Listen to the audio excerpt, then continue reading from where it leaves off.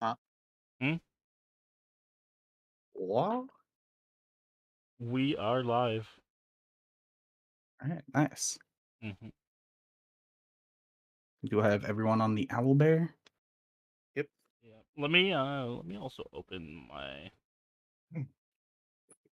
have to scroll up. Every time I want to open my D&D Beyond, I have to scroll up in Dishonored's DMs. You don't keep it Why don't you bookmarked? just why don't you just bookmark it? You know, I didn't think about that. It's probably a good idea.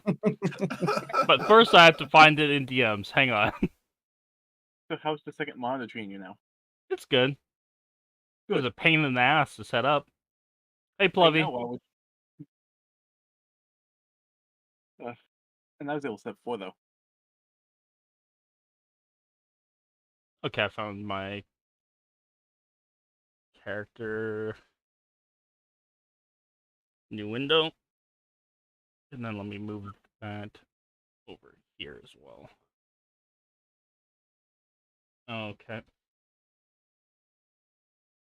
I think we're good.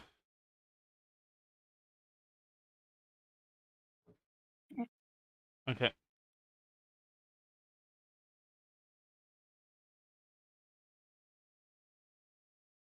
All right. Welcome back to Rime the Frostmaiden. In the last session, the group made their way to Goodmead and met with the town speaker, uh, Hendrik Reelsbarrow, to investigate and attempt. Well, first they went to meet up with Faith because the party had a few injuries. While they were in Goodmead, they began investigating rumors that the Frostmaiden had been spotted in Goodmead.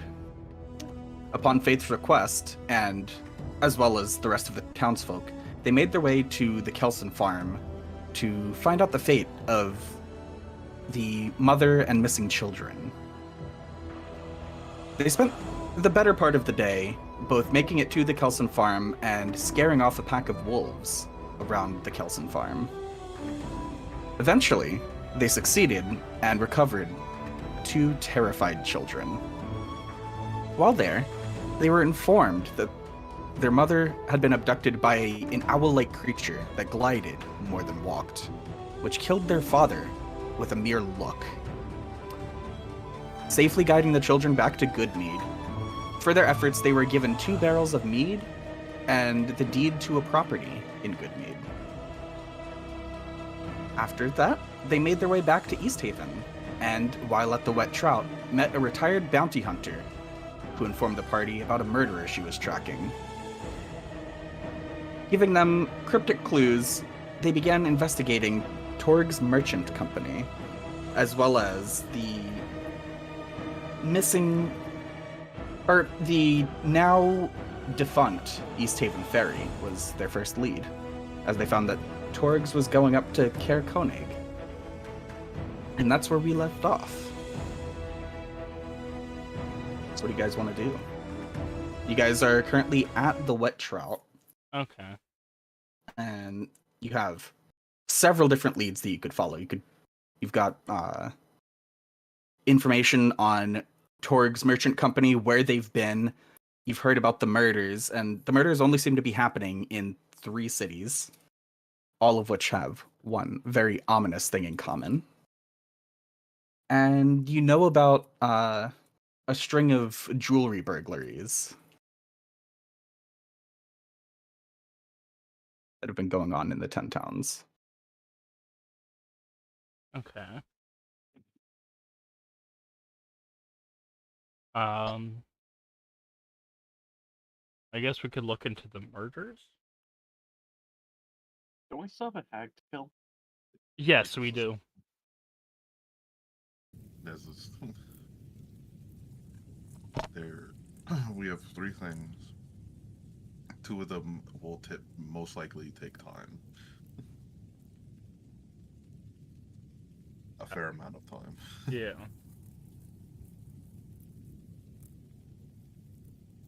Uh, We have one pressing matter and two matters that should be in the back of our mind. Nice. I say we take the hag because that'll be fast and it checks off the alpha bucket list. Yeah. I mean, that has been like first thing on our bucket list and it's the thing to stay the longest. And I don't want to go back to that cave. The cliffs are going to kill us.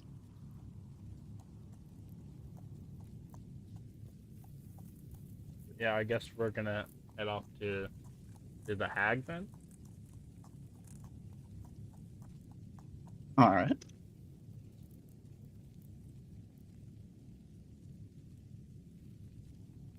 As you guys are discussing this, Faith very vehemently says, "Well, if you guys are going to go deal with that, I'm going to stay at the Wet Trout.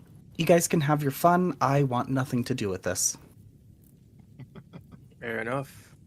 In the meantime, see what you can find out about either the thefts or the missing people. He'll use the term. He'll use the term missing. She nods.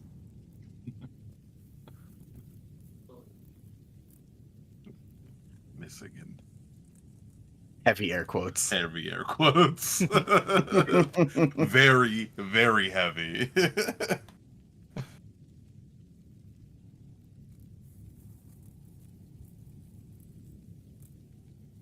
Well, shall we go? I got my barrel of mead. I'm ready. Not carrying that with you. Not the barrel of meat's not leaving my person. He doesn't trust anyone. You're gonna carry that the whole time. It's still empty. Do you think my character would let just casually leave mead in an unsecure place? Of course. I mean, he left his coin purse. I mean, gold doesn't matter as much to him as much as meat does. What? Nice to Also, see I how your highly doubt priorities a are true. kid would steal a 50-pound barrel. You'd be fucking surprised. Anyway, yeah, let's get the show on the road. Yep. All right, so you guys are gonna go make a third attempt at dealing with this hag. Mm-hmm. Third time's the charm. Let's hope I don't break another arm. Or worse, the cliff actually Or gets you. worse, yeah. We know how to Nope. deal with everything now. We know how to deal with everything except for Chris hitting us in the back with spells. And you falling off and breaking the ice. Mm-hmm. All right, you guys make your way back out to the docks, take a rowboat, start rowing out towards where the caves were. Takes a couple hours to do that. By which time, any little bit of twilight that was left is now gone. And as you reach the caves, beautiful aurora begins to spread from the northwest.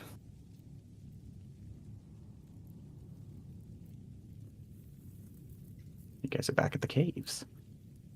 Okay.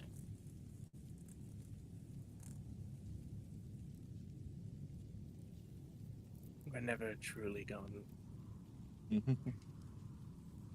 As you guys are, Here. yeah, you guys are outside. But as you guys are like mooring the rowboat and getting ready to enter the caves again, you can hear kind of faint on the wind some sort of melodious song off in the distance. Mm-hmm. Okay.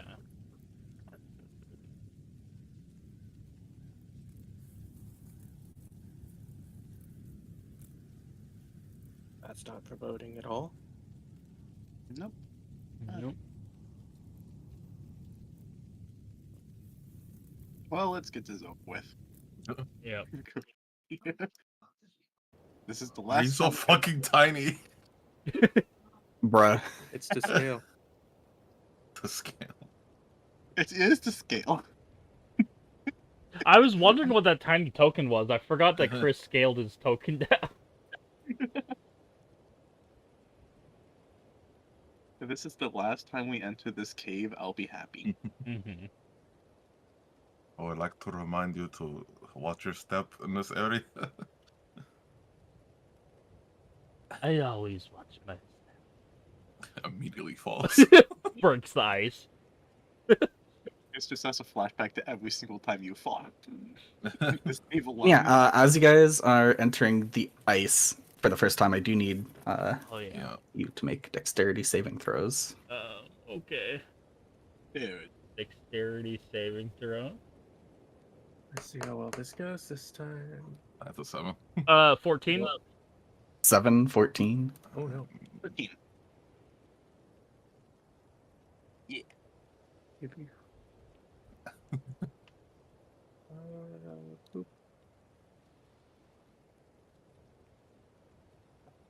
22. 22. Wow. Yeah, I already know.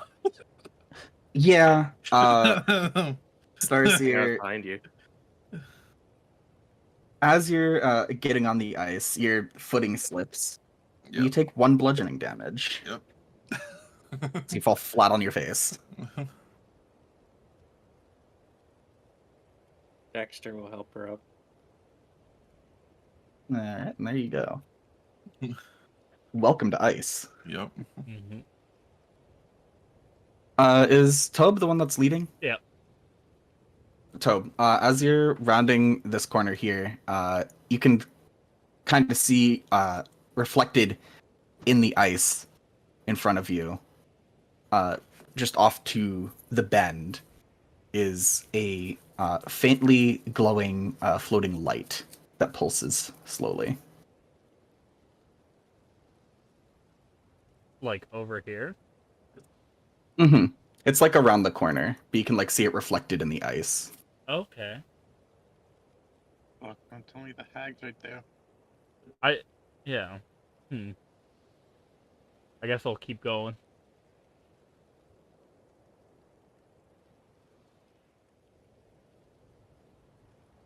As we get closer, do we see it as well? Yeah, Okay. yeah. You can all see the faint light that's reflected.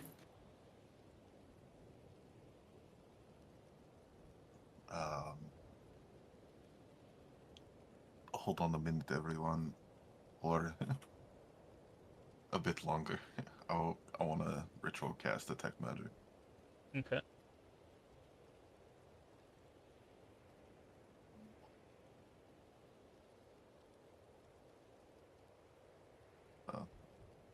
I'm gonna do that.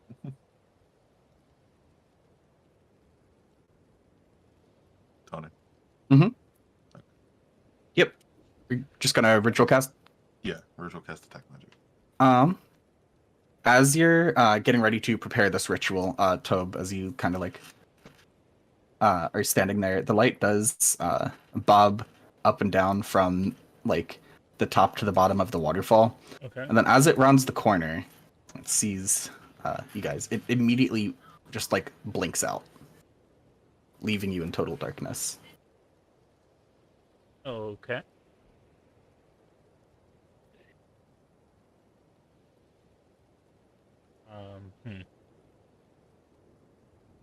Spells again. We've been had. Yep. Oh, I have the light spell. Is it completely dark? It is completely dark right now. Yeah. I'm gonna cast light, which is a cantrip.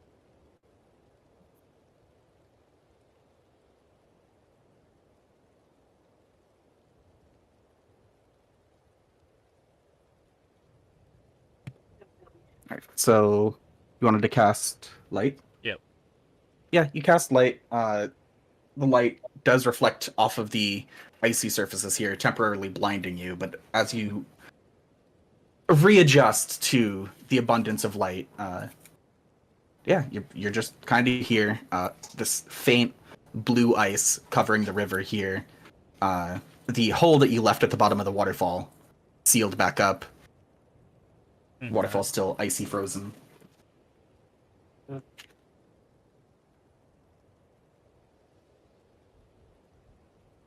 Okay, sweet.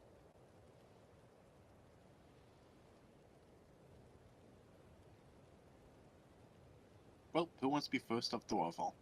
Hmm. I don't want to fall again.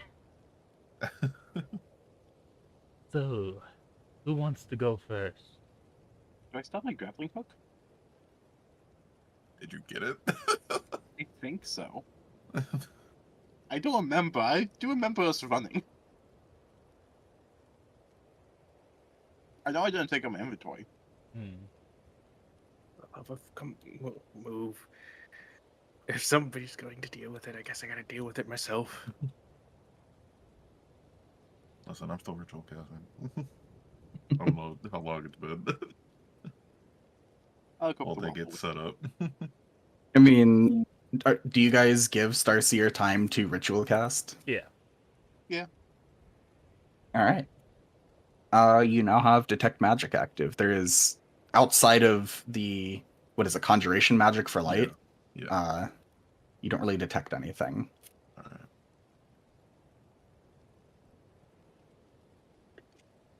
All right. It was an athletics check, if I remember correctly. Yes. Yep. All right. Or you can do that. Okay, never mind. No, it's fine. Before you did it, No. front flip. Yeah, before you do that fucking woo. All right, not 20. Yeah, you pretty much just like take one handhold and then just pull yourself up to the top of the waterfall.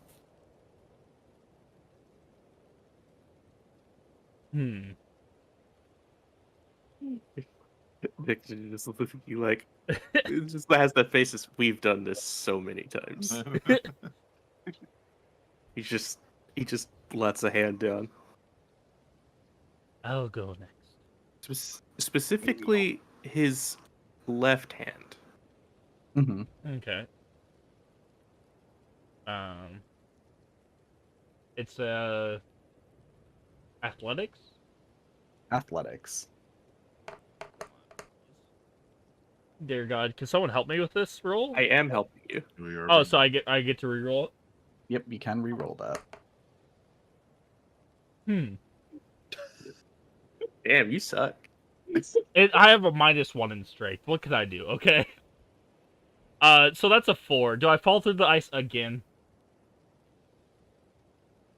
Yep. So, you're got a handhold. You grab Daxter's hand, and you just kind of rely too much on Daxter's help. Slip out of his grip, fall down into the ice. Ice breaks.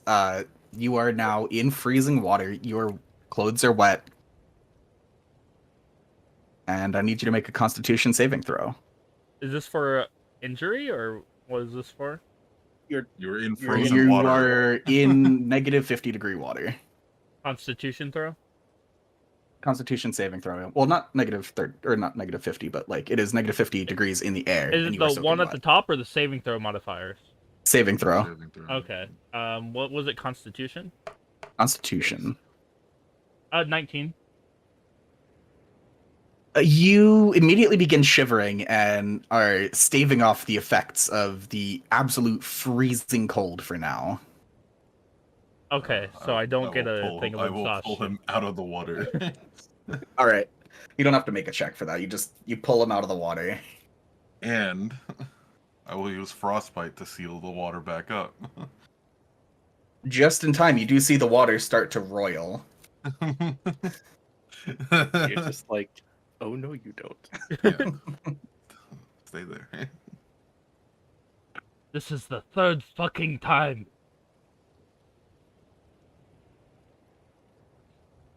The 3rd fucking time I've fallen through this fucking ice. You're really mad at this. Going second. Would you like to each try time, again? go second each time Yeah. you fall. Tom is gonna try This again. time,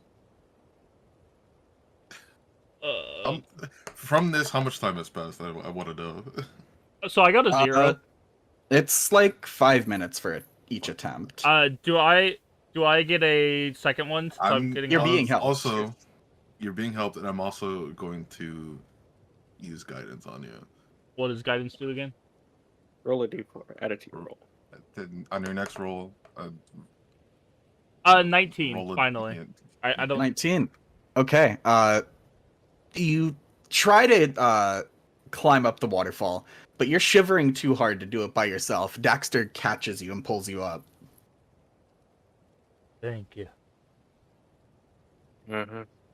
So that was actually a nat 20, but since I had a -1, it just turned to a 19. Just next. My turn. Alright, go ahead. Athletics. Athletics. I imagine you're being helped, so with advantage. 5. Go ahead and roll again. 10. 14. It is the same old story. You start trying to climb up, and you slip, but Daxter catches you and pulls you up.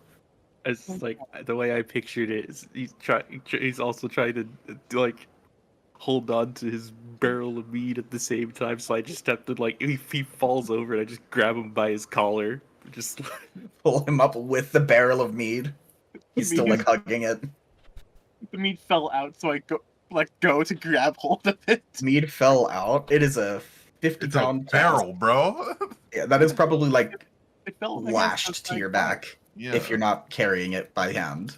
So I know the next meme I'm gonna make for this. It's gonna be about me and falling off fucking cliffs into ice.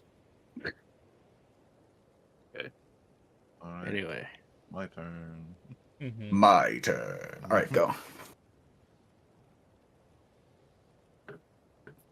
7, And you're getting help. 12. 12. All right. Starseer again goes to climb up, slips. Daxter catches them and pulls her up. And Daxter, as you're pulling Starseer up, you start to hear some muffled commotion off to your left. Since I imagine you're facing this way. Well, Just some muffled voices. the fun's about to begin, so everyone wants to get ready. Hob will get ready his daggers. I already had my spells ready the moment I walked in.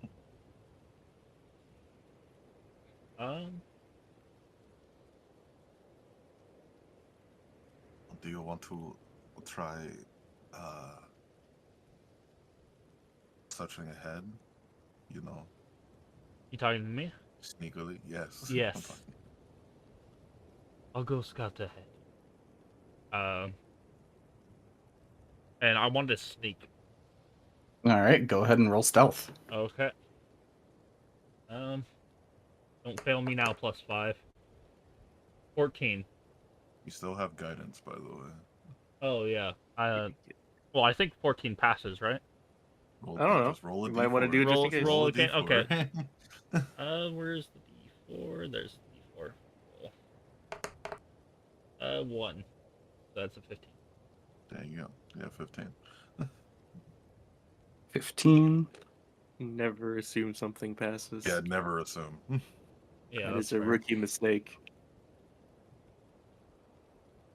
All right, Cope, you begin walking down this corridor, up this staircase, Mhm. and as you're doing so, you can just hear in some unknown language that you can't decipher chanting, and you can kind of see that same kind of like cream-colored light that you saw before is pulsing on and off in this room slowly.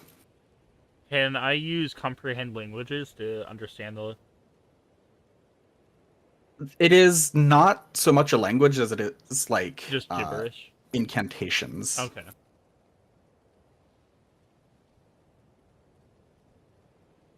And where is the light? The light is like pulsing in this chamber. You can't, from your vantage point, pinpoint exactly where. But you can see, kind of like reflected off the wall, is a hunched over womanly figure. Oh, okay.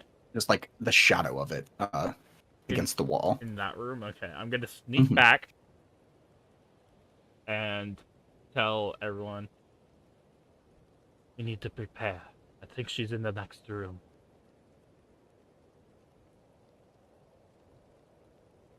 All right. Well, it looks it Daxter was about to ask the question of are we going loud or quiet, and then he slowly, as he turns and views the group, and his eyes just zero on Chris. What about me? Daxter just draws his weapons.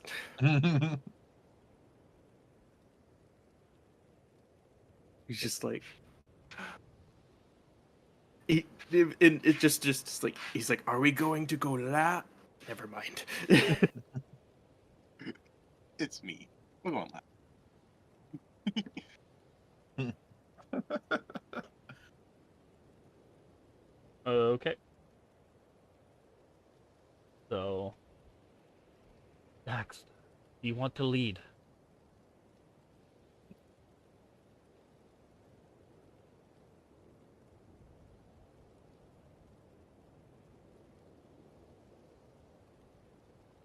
Hello?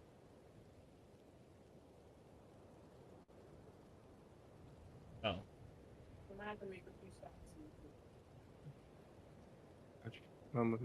Mama asked me a question. You're good. No. Should you let me by? Mm-hmm.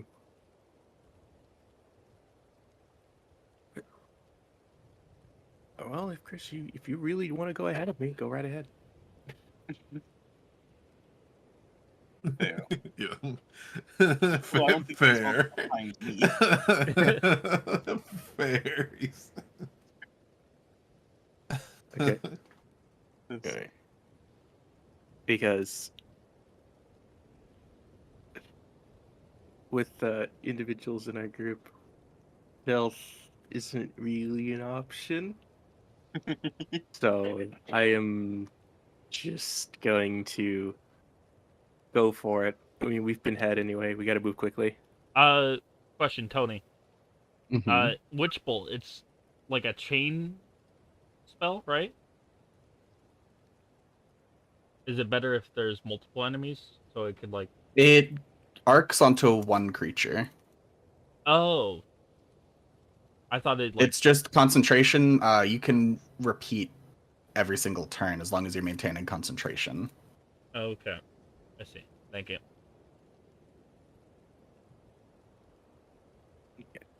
Yeah, at the when you use the action, you can roll to hit, and then on each of your turns, you can use your action to keep doing it.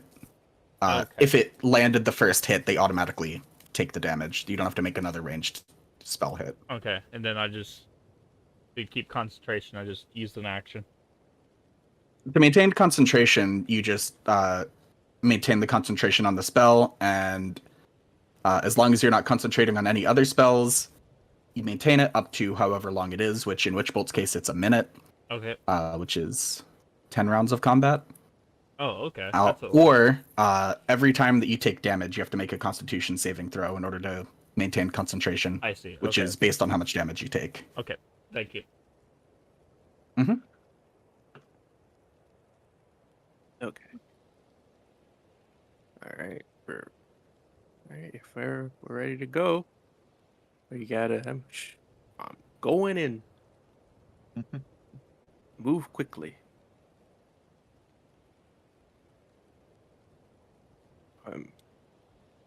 Because you told me where it was, so I'm Yeah. rushing that. Her reflection, or not her reflection, her shadow is like here whenever the pulsing is going on, and the pulsing is like getting faster and faster. Yeah. So I rush in, and I am ready to As we I'm get ready to strike. closer, do we also like start hearing the chanting? Yep, you can hear the chanting as soon as you get into this corridor. Yeah. It just gets louder and louder as you come in. Would I know what it is? You're using detect magic, right? I'm not anymore. Because I had to use it to break it to use guidance. Oh, okay. Because it's concentration. But I'm just like hearing the chanting. Would I know? Make an Arcana check.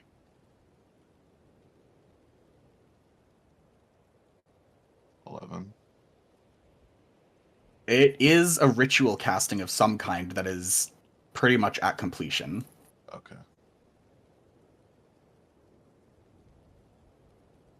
But I Daxter, was also playing off of like a language that I know, if like it would be. it's maybe. not a language that you would know. Okay. It's not really like any Okay. discernible language more than it is incoherent muttering. Hag shit. But Daxter, as you run into the room, you see Auntie Maud in her horrible, emaciated, purplish-skinned, seaweed green hair, hunched over, chanting wildly with kind of like an oaken staff above her head, flailing it wildly.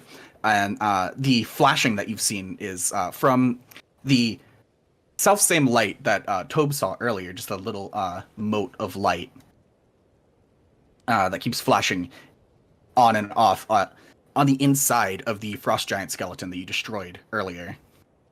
And you see the bones start to reform and grow right before your very eyes as the frost giant begins to stand up with the light directly in its chest.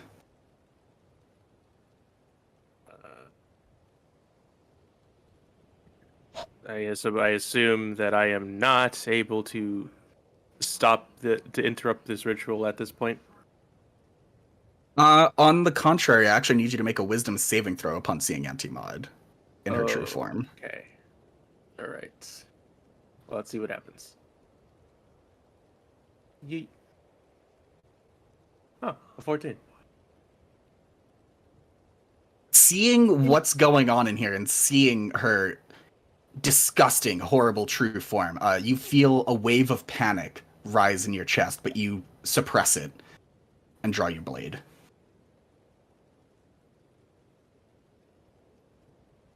Okay. But the frost giant skeleton reforms, and it goes to grasp an axe from its chest that is no longer there, and holds up its bare fist. The will-o-wisp just blinking rapidly in its chest. Anti-Mod turns to you. You've returned from my cauldron, pretties, but you'll never have it.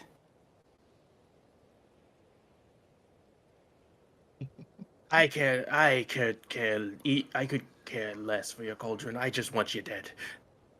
Everybody roll initiative. Okay. I just want you dead. Ah, Oh, great. And a little bit of a fair warning for Daxter and Tobe. The ice that was covering this frost giant skeleton before is gone. It has been completely excavated from the ice. Oh, great. oh no.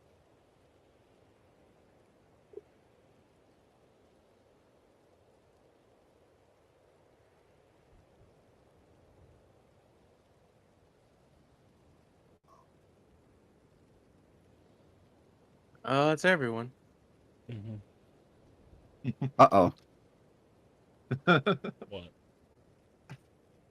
Indeed. All right, let's see what you guys rolled. Uh-oh. Indeed. Guessing you rolled low? You know, he's saying "uh-oh" for our behalf, right? Oh. Yeah, probably.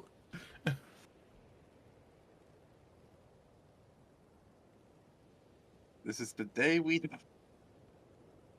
I was ready for this. Okay. Boss music, where are you? Boss music. Why do I hear boss music? Why do you think? I know. I was doing the meme.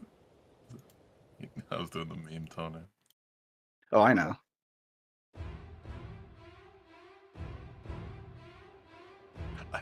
I unmuted it because I was doing something, and I heard the first few notes, and I was like, "Is this One Winged Angel?" It does kind of sound like One Winged Angel at the beginning. Deep mod. But yeah,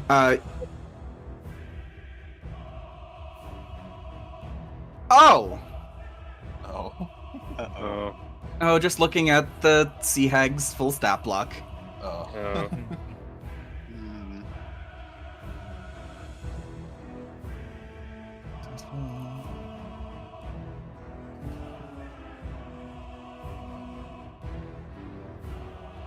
All right, Anti-Mod begins to take a step forward, making absolutely certain that everyone can see her. She starts cackling maniacally, and then turns her gaze to each and every one of you. Daxter, you already passed the save. Tobe, Chris, and Starseer, I need you all to make wisdom saves.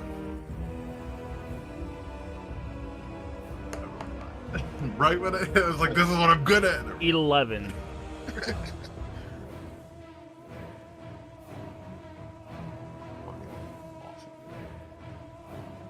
Starseer, you have failed the saving throw. You are overwhelmed by fear. You are now frightened of her. Wait, no, 11 passes? Yep. Oh. Chris and Tobe, you both suppress the rising panic that you're feeling. That's her turn. And here's why I said uh-oh. It is now the Frost Giant Skeleton's turn. They both rolled higher. Okay.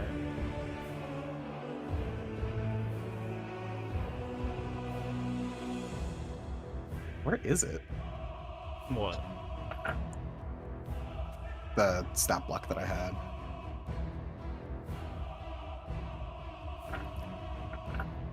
Because apparently I pulled up just a regular old Frost Giant. Okay, back to the book.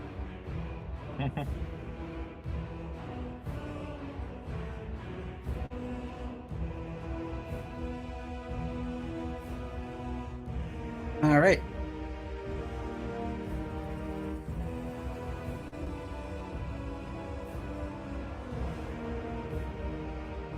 Frost Giant Skeleton takes one step forward. It can't take up any space that Anti-Mod's in. But it, like, crouches down, looks over at Daxter, looks over at Tobe. There's a flash of recognition in its eyes as a piercing blue light flashes out of its eyes toward Tobe. Tobe, I need you to make a Constitution saving throw. Okay. Oh, 18. 18. It's save or suck, you pass. It remembers you, Oh, and it doesn't like you. Die. it You remembers me. feel, even though you are soaked to the bone and already freezing, you feel something even colder, eternally cold, start to creep across your skin, but you shake it off. It is now Tobe's turn. Okay. I'm gonna, I'm gonna try out my new spell.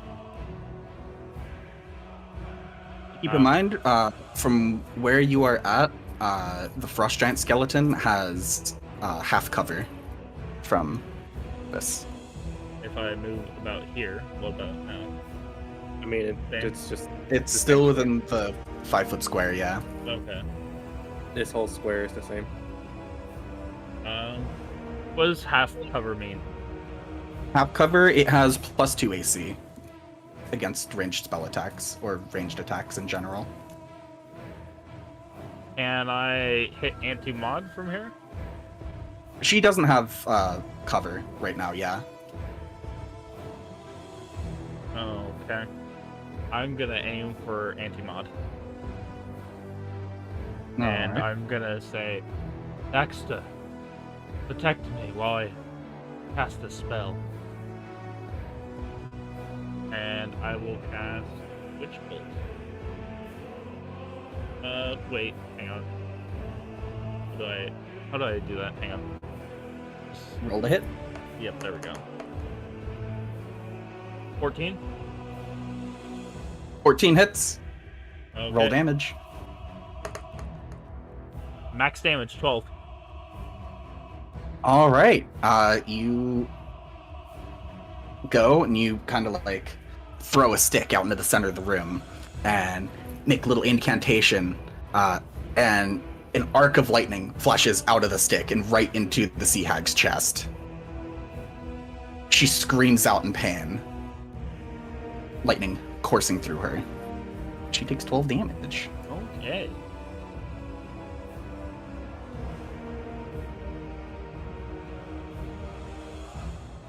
Anything else? Shit.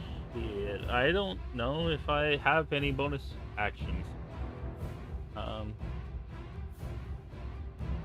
Cause yeah, no, I think that's gonna be all. I don't have really any bonus actions.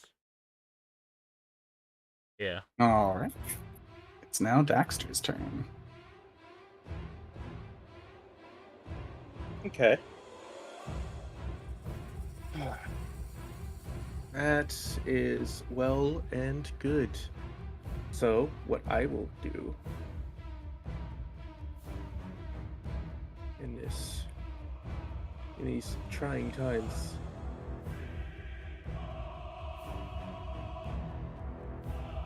I'm gonna stab. You gotta stab her.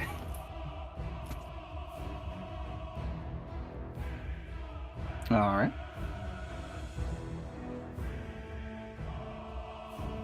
That is a 11. 11 does not hit. All right. Well, that's a-okay. Because as my bonus action, I will use my action surge, and I will I'll Go do off. it again.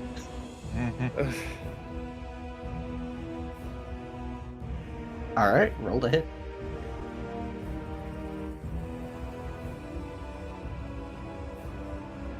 That's even lower. These dice hate me. Well, if it's lower than 11, that don't hit. Yeah. For her emaciated figure, she is surprisingly swift, and she dodges both of your strikes. Even though she has lightning actively coursing through her, she still has surprising control of her muscles. She cackles. It's now Chris's turn, unless Dexter, you want to move. Please move. You want to move. Not my turn to move, so I'm still Chris, blocking you are not Chris. that small. I'm gonna scale you up. You are smaller than the others, but you are not a small creature. No, I don't. Okay, so I know for a fact I cannot hit Frost Giant Skeleton. Correct, it has full cover. Yeah, I can't hit him at all. But anti-mob. Yeah. Anti-mod, Tobe's giving her 3/4 cover from where you're at, because he's big. And then you've also got the wall to contend with. I can't really I squeeze by swear. them. I can't really squeeze by them.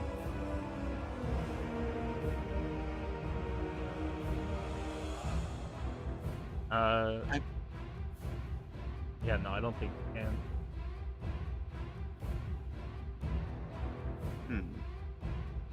I mean, could I see if there's any spot I could squeeze by? You could make an acrobatics check to see if you can squeeze by. That's the only thing I can do. Otherwise, I might fully hit with my spell. I don't want to do that. So I'll do that. X. 17. All right, yeah, you're able to squeeze by. It'll use half of your movement, though, to do so, and you will be in front of Tobe. That's fine. I'm in a good spot now. Next, I want to cast Scorching Ray on Antimon. That is a ranged to hit, correct? Yes. You will be rolling that at disadvantage since you are within her melee range. Okay. But it can cast 3 times. Alright. Roll to hit at disadvantage. What level are you casting this at? It's level 2. Well, Alright. It has 3 rays. yeah, it just has 3 rays. Cast with disadvantage. 1 out of 4.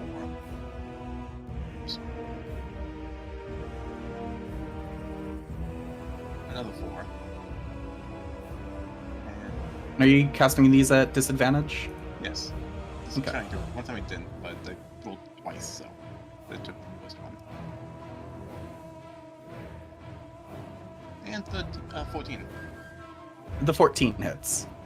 So, 2 of the rays, she just kind of like begins to swat at you, and you aren't able to get any hits in, but the third one you just directly right into her face. Can I use meta magic? Meta magic? I have You want to call that before you cast a spell, but what do you want to do? I was going to use Seeking Spell. It allowed me to reroll. If I missed. Make an attack. Oh, never mind. Yeah, that one you don't have to call. Usually you have to call it before you cast, but yeah, 2 sorcery points to reroll one of the d20s. Yep. And I believe I have. All right. So I'm allowed to reroll. You can reroll one of them. Yeah. Alright. So if you want to reroll like the second one, reroll the 3 on that. You can. Okay. But you have to take the new roll. Still disadvantage. No, since you're taking one of the d20s, it's just a regular roll, and you're replacing the lower roll there. Okay. Well. 12 doesn't hit. Oh. Good thinking, though. I got that, so I specifically wouldn't hit everyone. Okay, but yeah, she sees what you're doing and kind of swats your hand away as you're trying to cast the Scorching Rays. 2 of them go wide, but one of them just hits her directly in the face for how much damage? Let's see.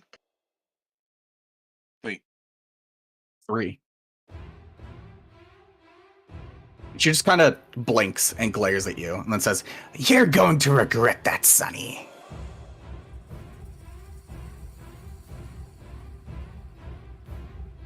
Oh, wait. I forgot about the frightened condition. Starseer has it. Okay, it is now Starseer's turn. I can't do anything. I literally can't do anything. Because isn't the Frost Giant Skeleton's in cover, right? From it. Frost Giant Skeleton is at full cover from you. Yeah. And because of the frightened condition, as long as you can see Antimod, you can't move towards her. Yeah.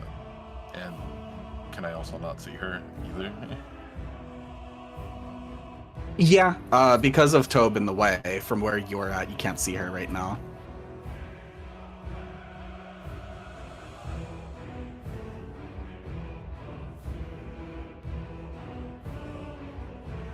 Well, then if I can't see, can I move? I can move up, right? Because I can't. You see can her. move up and then you'll see her, yeah.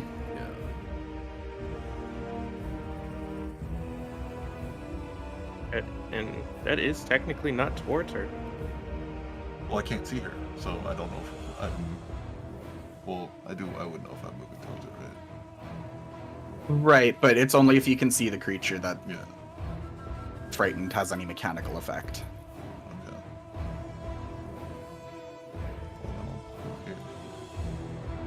Well, All right. and now I can see her. And now you can see her, and you just feel a wave of panic rush over you.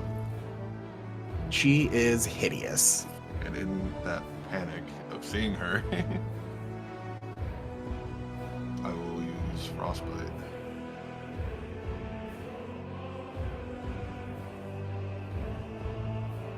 All right. And that's a save on her end, right? Yeah, it's a con save.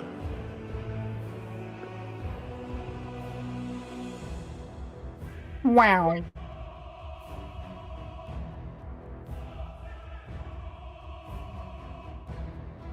She got a nat 20. Oh, well.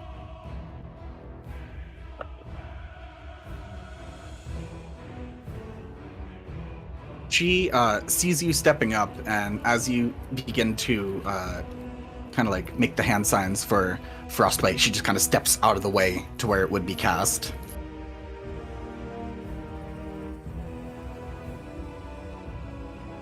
And now, do you have anything else that you want to do?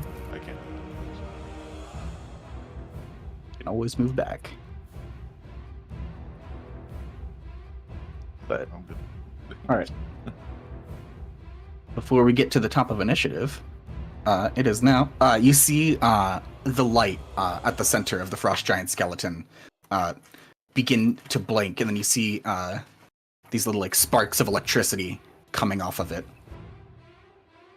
as it kind of dashes out of the frost giant skeleton's chest and goes up to Chris, and you see an arc of electricity come off of the will-o-wisp.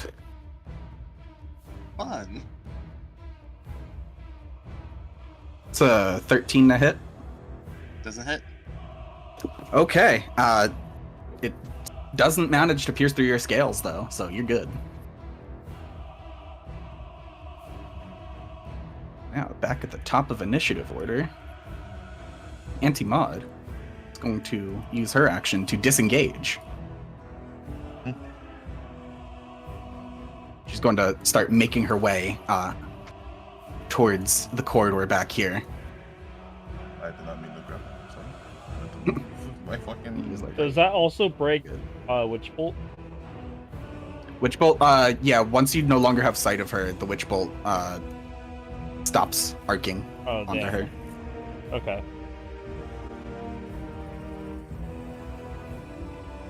She's gonna let out another loud cackle. Now I can actually do shit. Just, now you get to deal with my little pets, pretties.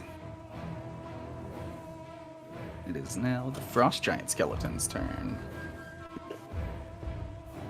Who?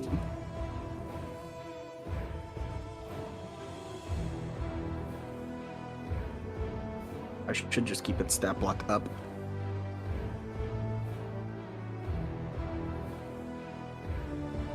There's no recharge on that. Oh no. It's going to take a step here, block off your way towards Anti-Mod. And then it is, this time, going to glare at Daxter, who needs to make a Constitution saving throw, Oh no. as you feel this unbearable cold start to trickle into your veins. Not this time, Zerg. I got a 17. 17. Yeah, you feel that wave of bitter cold wash away. But you are now face to face with a frost giant skeleton. It's now Tobe's turn.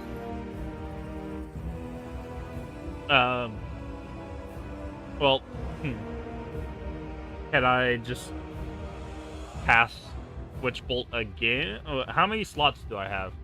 I would like to be able to fight this thing too. It Letting you should know. say on your character sheet.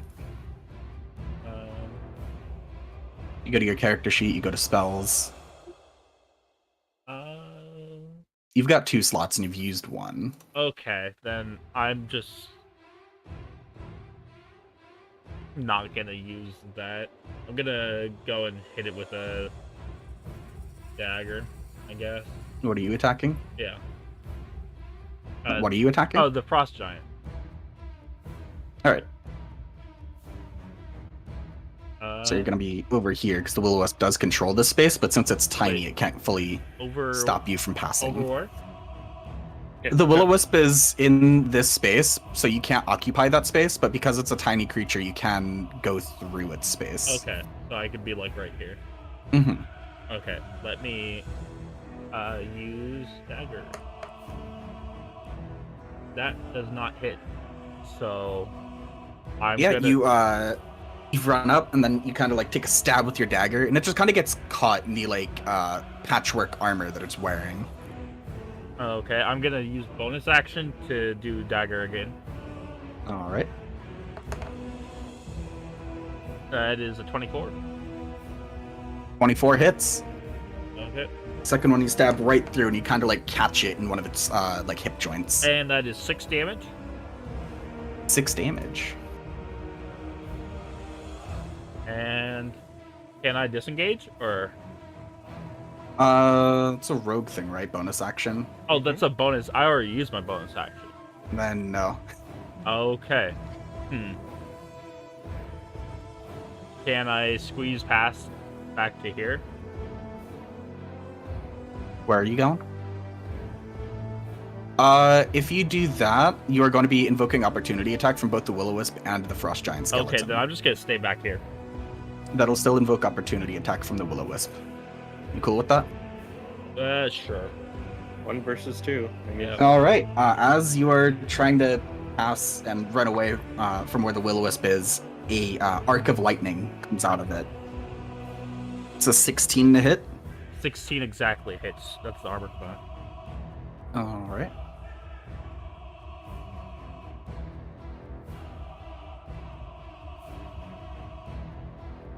You take 8 lightning damage.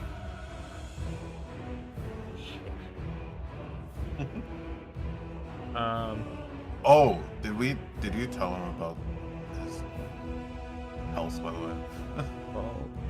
His health? Yeah, remember we oh, yeah. His health was lower than it should have been. My health is lower? Wait, what? what is your max HP right now? 12. It should be higher. than It 12. should be higher than 12. Okay, then... Remember, we leveled up, so you get more health. Okay, what is it? Roll another hit die. Yeah, How do I do that? So, Is it what kind of dice? Is it broke dice, D8 for a rogue? I Yeah, it's think D8 for a rogue, so roll 1d8? a D8. Yep. 5. Alright, you should add that to your max HP. So Okay. you have 17 HP. Yep, you have 17 max HP, and you are at 9 HP. How do I do this? Not I got good. it. Huh? You got it? Mhm. Okay, thank you. So what would my health be at then? You were at Oh, whoops. 17, Like 9? and then it should be at 9, yeah. Okay. There we go. There we go. If you just refresh the page, I should have fixed that for you. Okay. Yep, there you go. Oh, it's... Why is it... There we go. There, it's at 9.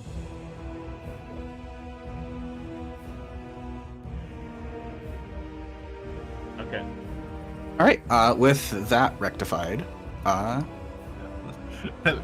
noticed it's like, oh wait, he took damage. Oh wait, we didn't fix his HP. Yeah, I it is was now like... Daxter's turn. I was like, I really hope I have more health. Alright, odd question. Mm-hmm. Can I see through the skeleton? You can see through it. It is 3/4 cover. I If see. you're trying to hit something through the skeleton. Alright, good to know.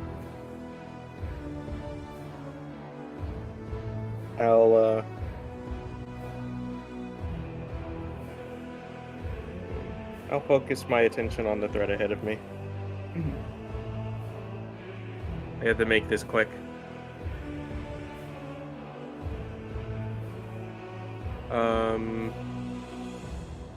Also, little note, when Tobe stabbed it with the dagger, it seemed completely unfazed. Okay. Yeah, I figured as much. All right, so let's see. 5, 10.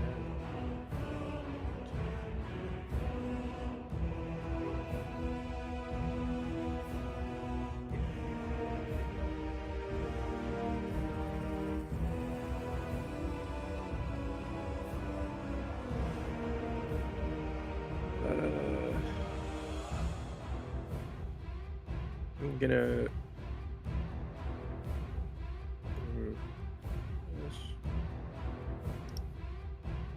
Okay, so I'm gonna go ahead and go for it. I want to see what happens. I You know- am. I am with my new gadget. I am going to fire upon anti-mod. You will have to be here to do that. Okay, I'll do that. That Here. will invoke opportunity attack from this guy. That's whatever. That's whatever. He will roll to hit. As an arc of lightning comes off of him. That's a 16 to hit. Okay, how much? How much? Your AC is 16. Like, yeah.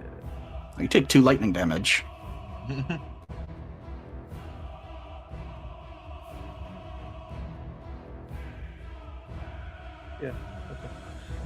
Oh, okay.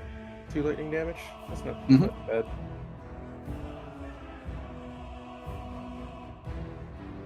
The cutters cover.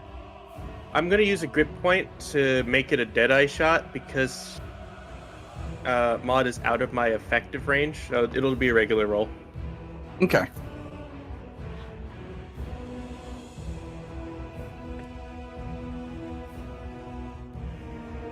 Roll And to it's hit. an 11. That does not hit. You fire it, and it just kind of ricochets off of the Frost Giant's rib cage. Words. Words. My favorite words.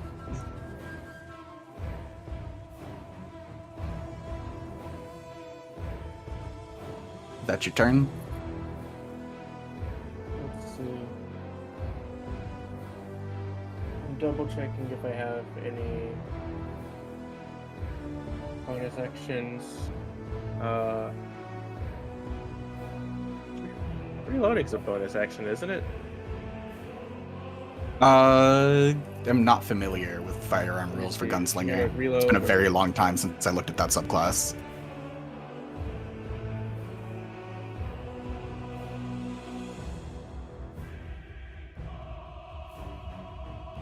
Okay.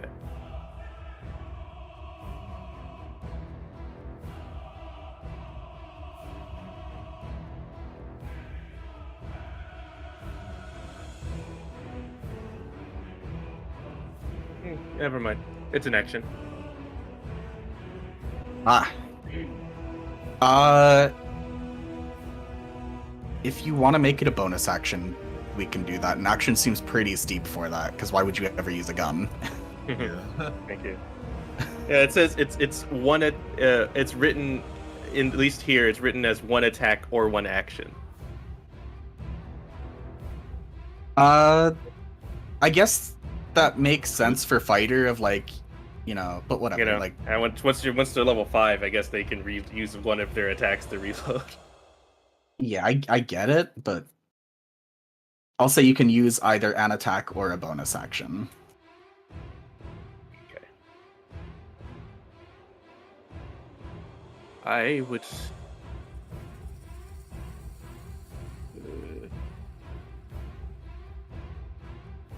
Nah, I can't do it right now. Anyway, I have my shield in my hand.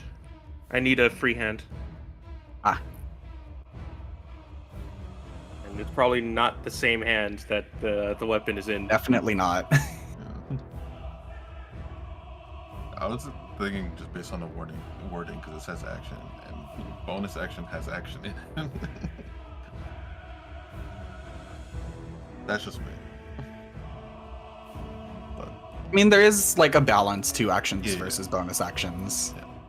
But I will say for a gun that has one bullet, you can use a bonus action. If it has multiple rounds, you are going to have to take a full action. Yeah. Because there are guns that do. Yeah. But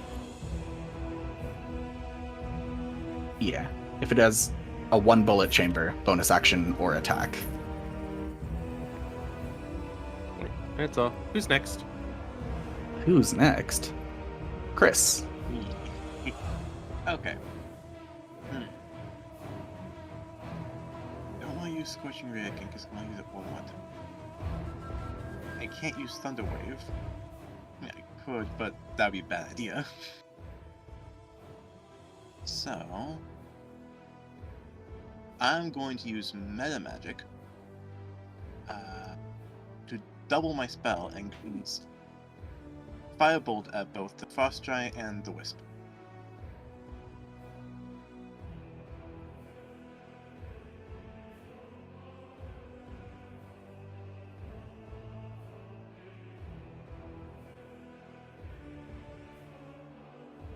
Did you catch that? Metamagic, what?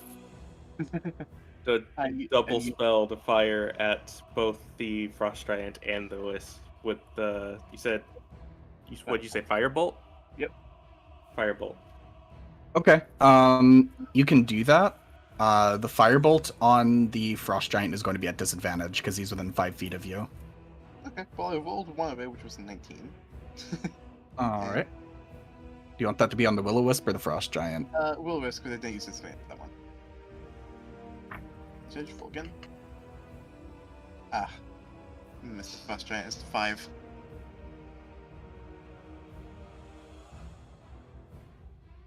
Frost Giant is 5. That don't hit. The one on the Will-O-Wisp does hit. Okay. Go ahead and roll damage. 7. 7 damage on the Will-O-Wisp. You see the light flicker and there's this like staticky sound in the air. Okay. For my bonus action, Mm-hmm. I am going to move over 2 spell points from my first level spells to sorcery. Because it allows me to go back and forth with those. Okay, so you're depleting spell slots to get more sorcery points. Do Okay. level 1. All right, you can do that, and I'm realizing I should have had you roll disadvantage on the Will-O-Wisp, but it's whatever. I forgot that the Will-O-Wisp was also within 5 feet, but it's cool. You hit it. It is now Starseer's turn.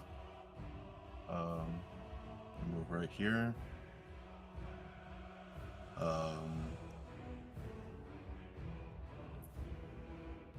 If I were to cast something at the Frost Giant, wouldn't it be in cover? I'm just asking because it's big. It would not have cover now. There's nothing Okay. obstructing it. I'm gonna use Guiding Bolt on it. All right.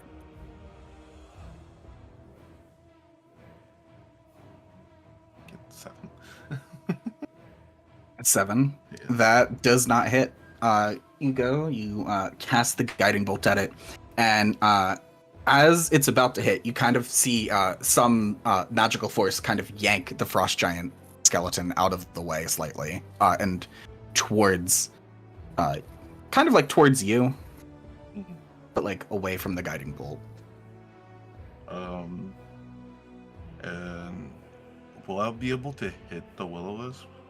Yep, it's within 5 feet of you. You can try. Alright, I'll use Shillelagh. Shillelagh. All right. 21. 21 hits. 7. 7 damage.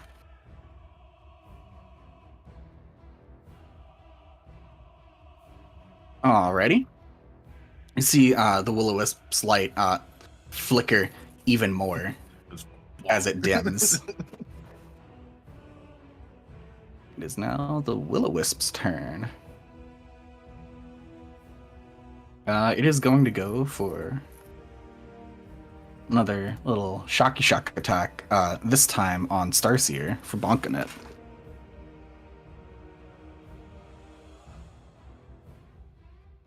That's an 11. It misses. Alright, just like sends out narco lightning Even- that just even if gets I- lost in your clothes. Even if it would have Doesn't hit, even- I have resistance to lightning. So, you know. Bronze dragon, baby. Yeah. Now on top of initiative, it is Anti-Mod's turn. Daxter, you see her kind of leap off of a cliff, and you hear a splash.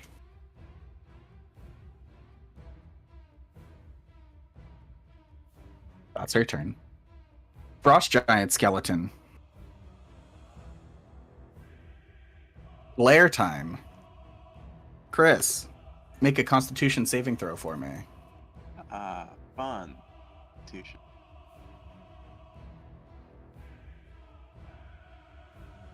Alright, just roll a flat die. Constitution save.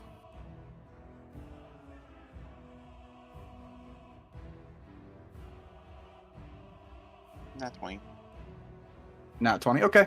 That's a check, but it should probably be the same dice. So, Whatever. yeah, not 20 passes. You feel the icy chill going up. And then that is its turn. Hope, it's your turn. I'm gonna go right here. Hit it with the dagger. Or attempt to hit it with a dagger. Why? Okay, that's a 7. So that misses. And I am gonna use my bonus action to disengage. All right. And can I go like down here? Over here? Yep. Sweet. Rogue gaming. A hit, a miss, and a run.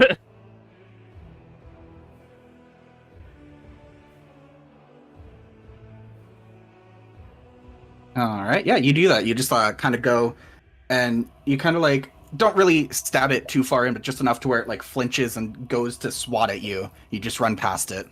Okay. And the will-o-wisp is far too distracted by everyone else to even notice that you're running. Okay.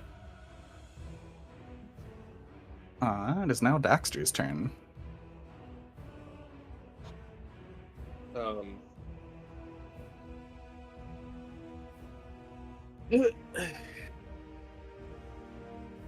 The wench jumped into the river.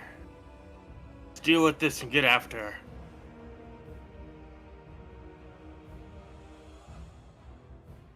And I'm going to do what I'm supposedly good at.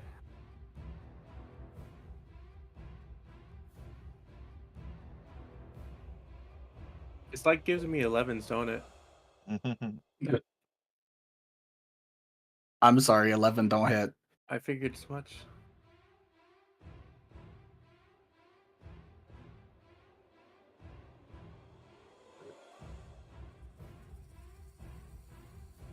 Is that your turn? Yeah, I'm in All right. a nice spot so everybody can move around, and I'm kind of just stuck. All right. It is now Chris's turn.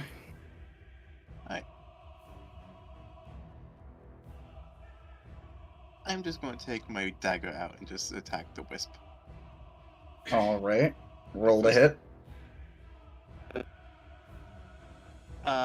Dirty 20. That hits. Go ahead and roll damage. Cool. All right. Miraculously, you are able to hit the creature with your dagger, but you're not quite sure how strong of a blow you got on it. It is tiny and it is zipping around pretty quickly, but you did feel some resistance as you hit it. Okay. It's now Starseer's turn. Alright. I'm bringing out big guns on the fucking Frost Giant Skeleton. Mm-hmm. I'm casting Moonbeam.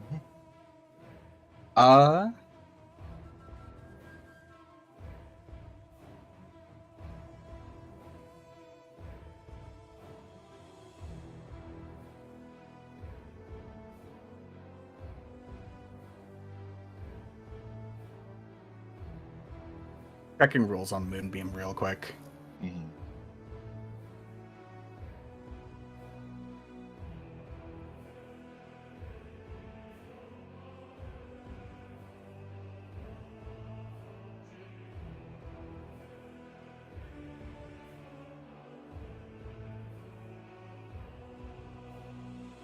Okay.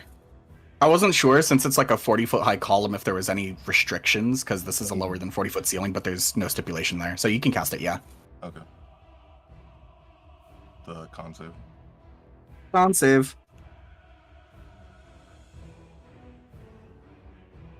12. It fails. How much radiant damage does it take? 15. 15, and that just repeats, doesn't it? As long as I concentrate on it, yeah.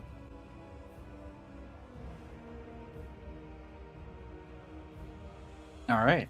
Actually, no. Wait, no. That does just repeats. And I can, Yep. or if I want to move it, I have to concentrate on it. Right? Is that, am I reading this correctly? As long you have to concentrate. It is a concentration spell. It's concentration, okay. Yep.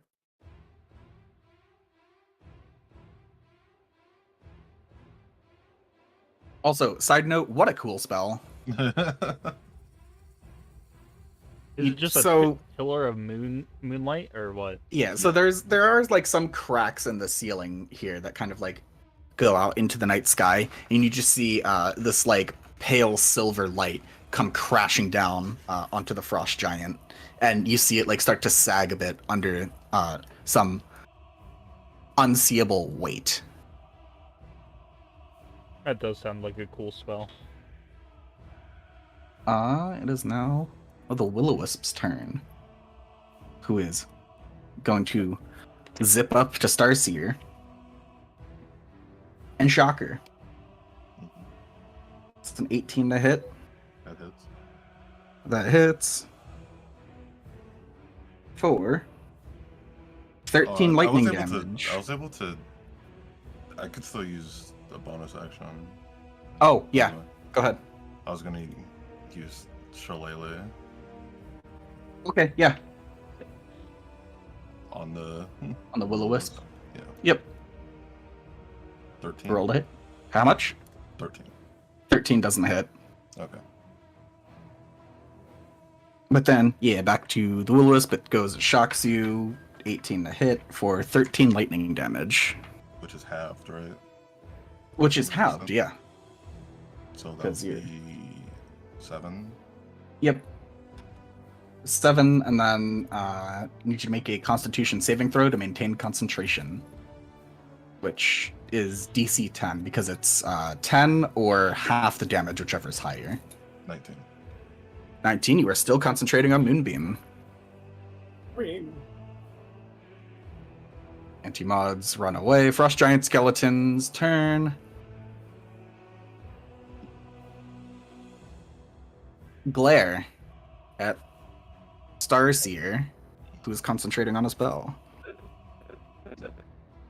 Make a Constitution saving throw. 19. You're fine. Has this been 5 fails in a row by it? Yeah. Nice. Yeah, that's its turn. Bob, what are you doing? I'm gonna go for another hit and run, so I'm gonna do dagger. What is with these 7s? Okay, so I'm gonna disengage That again. doesn't hit. Disengage. And get the hell back here. It's the second 7 in a row.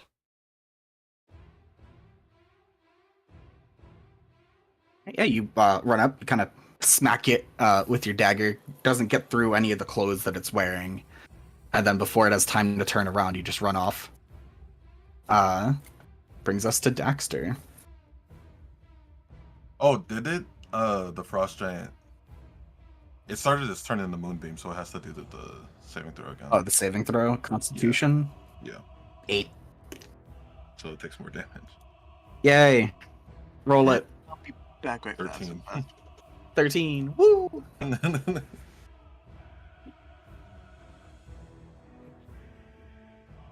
Damn, that's a lot of damage. Did a 15 hit? 15 does hit. Okay. 4 4 damage. damage.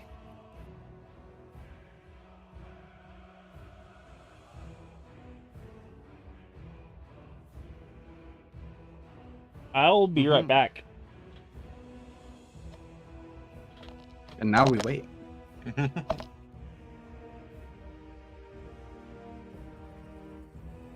Yeah, I had to double check something. Again, first time playing a spellcaster. I was like, fuck. Welcome to first having to know like components- 30 different spells. Yeah, no, it was just like, this requires like components. It was like, wait, I actually have a fucking spellcasting focus. Yep. The thing about components is that's only telling you that you need a free hand to use it. Yeah.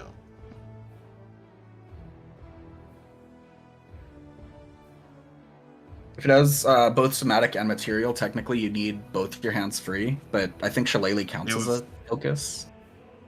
What's that? I said for spells that require both material and somatic, they require both hands free, but I think technically Shillelagh counts as a spellcasting focus while you have it, right?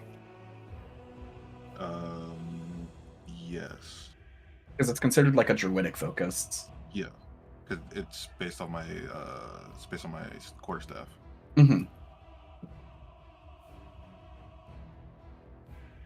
Well, because Moonbeam is all three. Yep.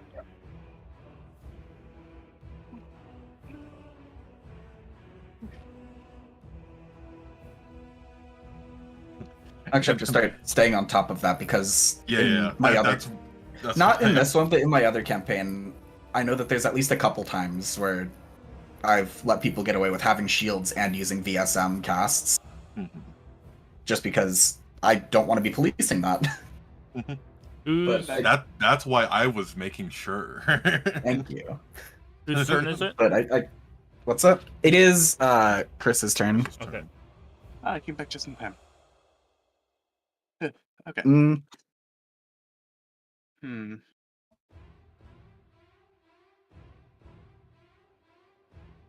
Can I check to see how much health both the Wisp and this boss giant have? Roughly. the will-o-wisp is like its light is dimmed, but the frost giant skeleton seems in no way close to running out of steam. Hmm. It is on Okay. fire though. It is not really on fire, but like Like- you can. It's under like a withering light. Yeah. Okay. Dim spell fire.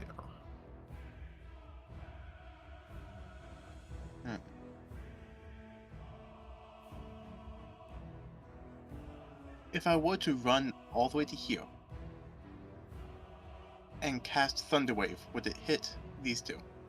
It would not, but you would be invoking opportunity attack from both of them. Ah. Okay.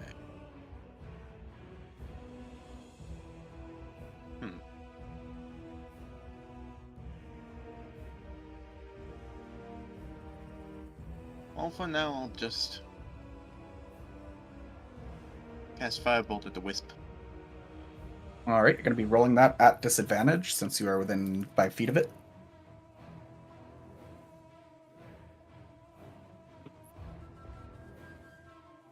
$13. 13 does not hit. You aren't able to line up a shot as it's zipping around. Well, that's all I can do now. All right, it is now Starseer's turn.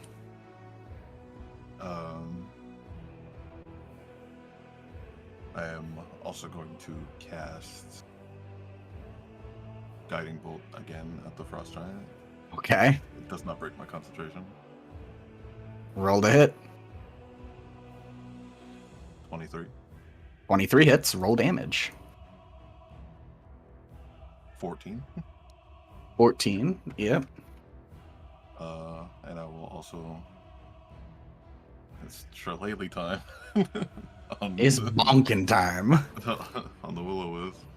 All right, roll to hit. That's a nat one. No, that don't do it. You go and you cast the guiding bolt. Staggers the frost giant as it goes down onto one knee beneath both this withering moonbeam and the guiding bolt. But then you go and you're gonna go and smack the little will-o-wisp, and your staff kind of just like gets caught on the side of the cave.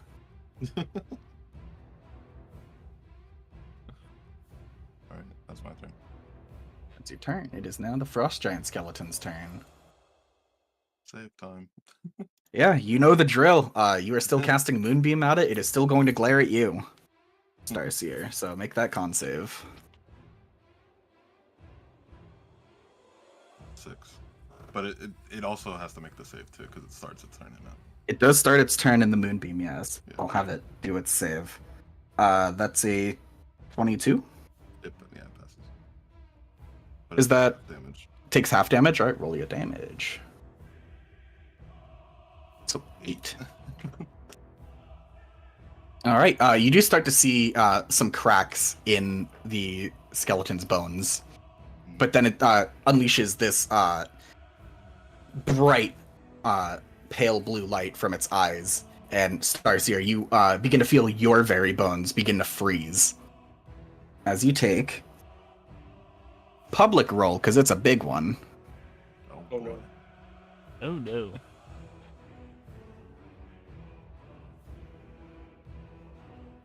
You take 34 cold damage and are paralyzed. That's over my max. That's over your max? Is it over double your max? No. Okay. So you are unconscious. And because of that, and that was over half, I need you to make 2 Constitution saving throws for me for lingering injury. And in a nat 20. 10 and a nat 20. Those both pass. What is? Yeah, I had it at DC 10, so. Hold on.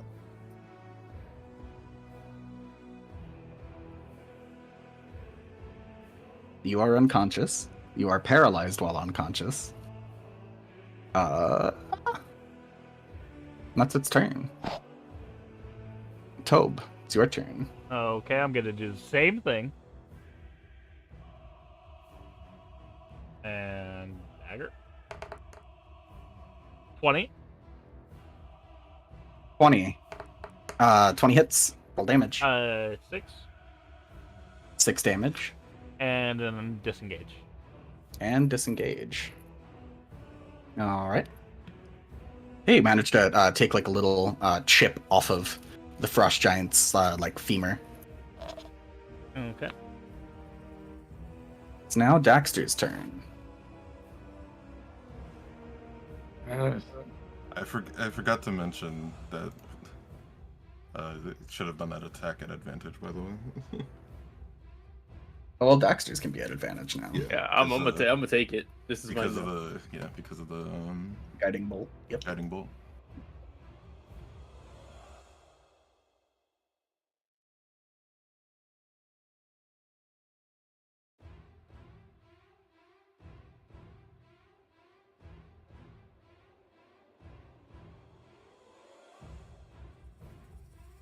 Okay, here we go.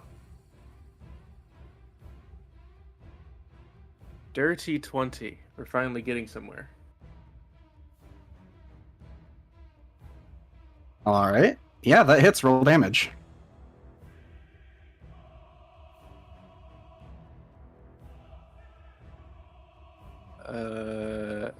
It's rolled 9, but it's resistant to non-magical piercing, so it's like what, 5?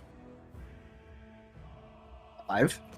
Yeah, like because I like accounting. That's accounting the resistance to non-magical piercing. It does not actually have resistance, non-magical piercing. Then it's 9. It's 9. Yep. Yeah. But- Unlike regular skeletons, this one just doesn't have that. Oh, that's crazy. Mm-hmm. I stabbed him. You stabbed. Its bones are too big for that to be a problem. So the stab actually hurts. You see, like, this exhale of icy breath from the frost giant skeleton's mouth. It is winded at this point. I don't know how that works without lungs, but Match. Magic. it is now Chris's turn. Okay. I'm going to see if I can just run up here. I don't care if I get an opportunity attack from both of them. I'm just going to do it. All right, you can do that.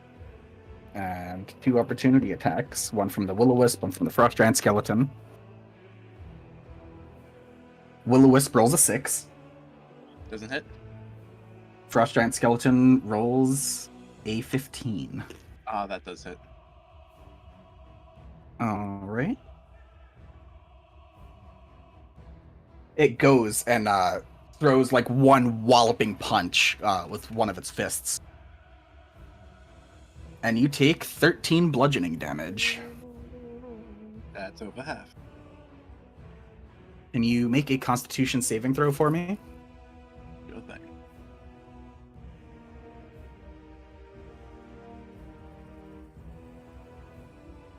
$21. 21? Yeah. You, like, your jaw gets dislocated for a moment, but you just kind of like pop it back into place as you're running over. And from there, I will cast Thunderwave. This is con saves from both, right? Yeah. Frost Giant Skeleton got a nat 20. The Will-O-Wisp got a 2. Ah, The duality. well, let's see how much damage the Wisp has. Ah, 15. 15. You put your hands together. Huge, thunderous boom comes from your hands. The Frost Giant Skeleton. Yeah, What's still that? takes half. I was about to say, Yep. it still takes half. Yeah, it still takes half. You see it like flinch, but then you watch as the Will-O-Wisp literally just like explodes into tiny motes of light that just fall to the ground and go out. Ah. Well, at least we got one down. Frost Giant Skeleton takes half.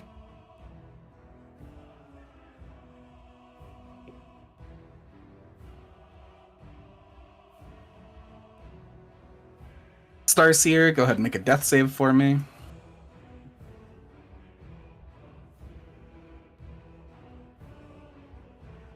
Nine.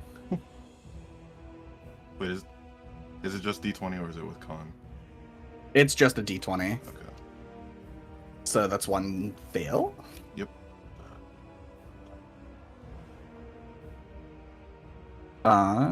Back up to the Frost Giant Skeleton.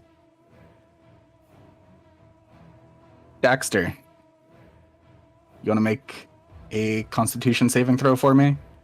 It is going to like lurch forward, but 24. as it's doing so, take a glare. Yeah, you are fine. You feel that self-same chill that you keep feeling. He's just like, Daxter, do you want to starts to roll the con save? But it is now looming over Starseer. Oh, no, you don't. It is now Tobe's turn. Same tactic.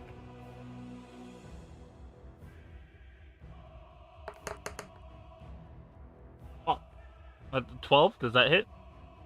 12 does not hit. Okay. Well, disengage. Disengage. Actually, yeah, no, I'm gonna disengage just to be safe. Back here. Full disclosure. If nothing is done about this Frost Giant Skeleton, it's going to kill Starseer next round. I'm working on it. I'm working on it. All right, it is Dexter's turn. I would like to shove this way. Okay. It is one size larger than you. I am aware. Okay. What other options do I have? What is that? Is that a strength check or to hit or what is it? Shoving. What is this shove action? Let me read this again. I don't use it very often. I should It's use it an more. athletics check. Yeah, I think it's like It's a consistent. Contested athletics. contested athletics check, or an acrobatics check if the target chooses it. Yes. You want to go ahead and make your check? Or do I don't know. Go ahead. I don't know. It's not looking great, but here's hoping for the best. Because, out of everything, I got a 10. It got a 26.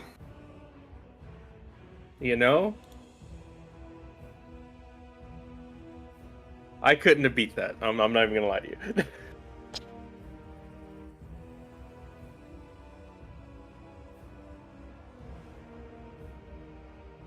All right. It is now Chris's turn. I'll be right back, guys. Okay, so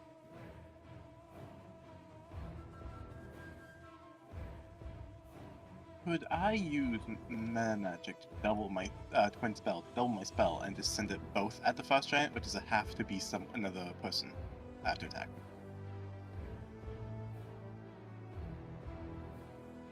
Could I just double my spell and send it straight at the frost giant? Let me look it up. Targeting more. It has to be two different creatures. I was hoping that won't be the case.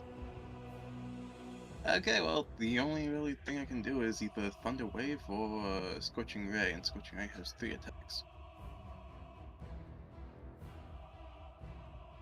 I'll do Scorching Ray. All right. Roll to hit with all 3 of them. Let's see. I got a nat 1 of them. 10. And a 4. 5. Okay, now I'm going to use my meta magic to be able to natural 1. Mm-hmm. And a 7. Why? Oh no.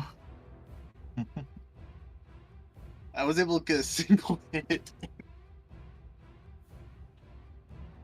Chris, you go and you start firing off these scorching rays rather erratically as you're shaky at this point, realizing the direness of the situation, but your nerves get the better of you. You aren't able to land a shot on the frost giant skeleton. What happened? I'm back. I missed Well- every single shot. What happened is, Starseer, I need you to make a death save.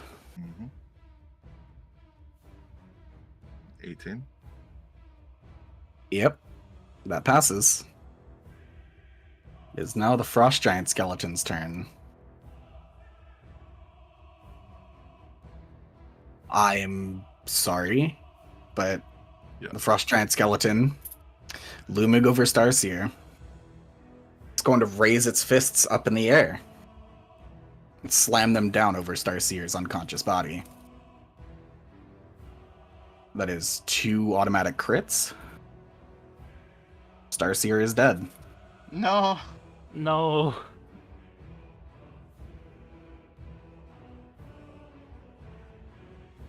It is now Tobe's turn.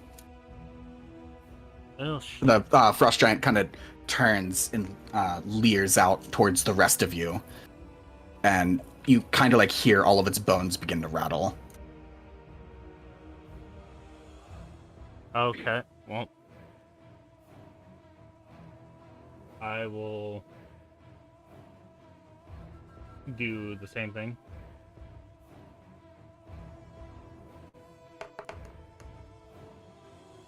$10. 10 doesn't hit.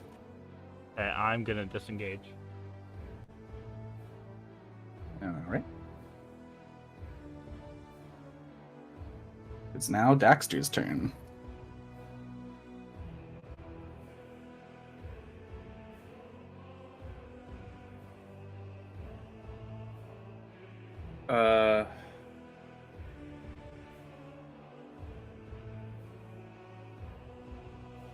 In an angry fear, Dexter is just completely going ballistic on this thing.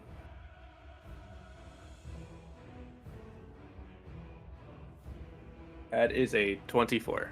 24 hits. Roll damage. That's 7 damage. 7 damage. All right.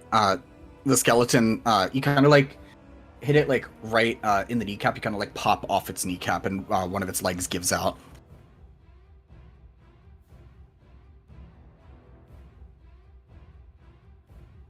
That's your turn.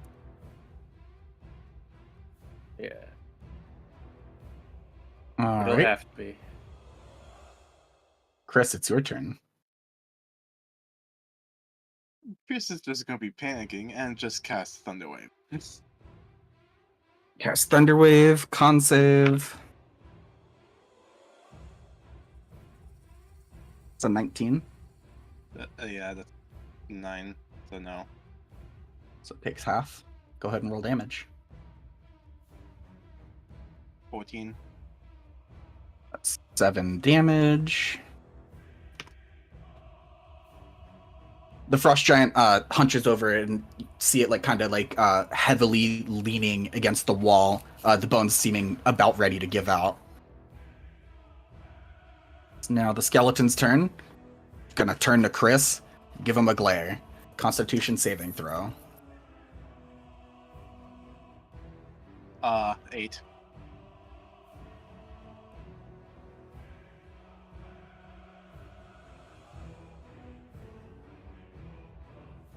You take 36 cold damage. Well, I had 7 health. You had 7 health. You are now unconscious and paralyzed, and I need you to make 2 Constitution saving throws for me for lingering injury.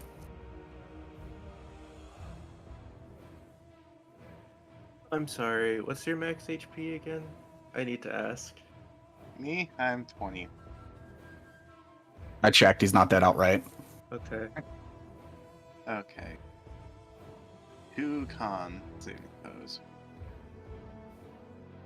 One's a 10. The other's in that 20. 23. You don't have any lingering injuries from it. Ah. It's now Tobe's turn. Okay. You know the drill. Adieu. 7 again. 7 doesn't hit. You know, I'm gonna. Fuck. I risk this and then. I don't know whether to disengage or go for a bonus action dagger. I have 9 health. I'll disengage again. Because if I get hit, I'm knocked out. All right, Daxter, you're up. What are you doing? Same thing. He's just gonna keep swinging. He's gonna keep swinging until one of them is dead. All right, roll to hit. I don't hit. That don't hit. It's now Chris's turn. Chris, can you roll a death save for me? Just roll a d20, and then if you roll a 10 or above, then you pass. If it's below a 10, then you fail. Okay, how do I roll a normal d20? Bottom Uh, left of D&D Beyond. Bottom left, there's a set of dice. Go all the way to the top to the d20.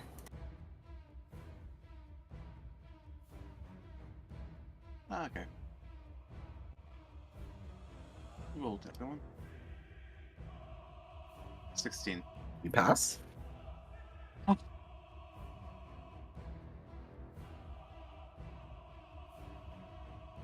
Okay. Do I need to do another one, or is it just that? Nope, it's just that at the end of your turn, you make a death save. So now the Frost Giant Skeleton's turn. Going to turn to Chris's unconscious body. Start to march towards it. No! He just got his meat! I'm gonna make that opportunity attack. Roll to hit.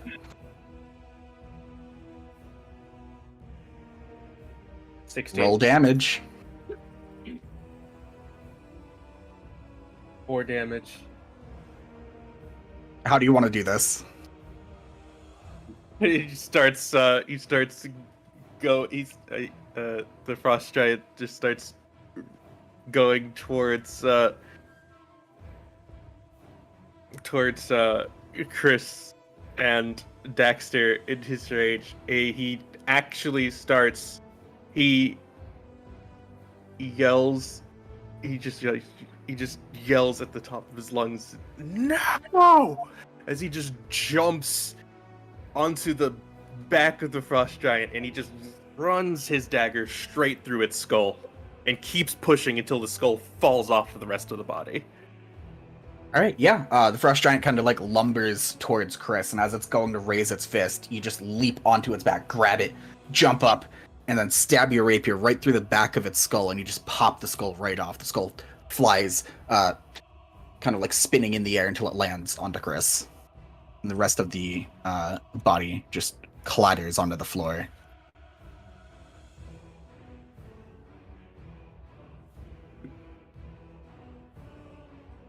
That is the encounter. Anti-Mod is nowhere in sight. Rip Starseer. Starseer's broken body is just laying in the corridor here.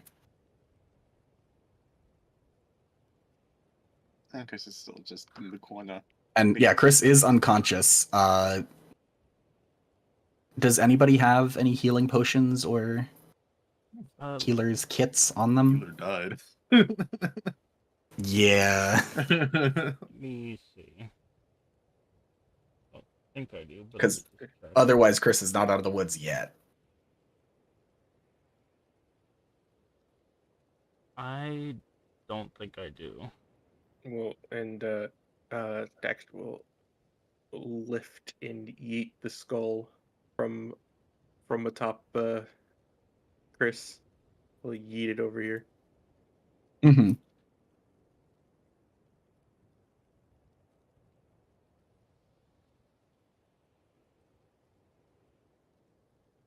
All right. Chris, I'm gonna need you to just keep making death saves until you either stabilize or die. Okay. So just roll d20s, and then every time you get above a 10, that's a success. Below a 10 is a fail. Okay. Well, one success already, so.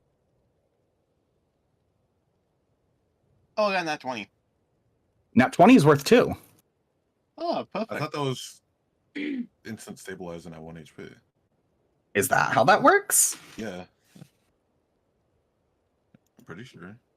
So do I just have 1 HP now?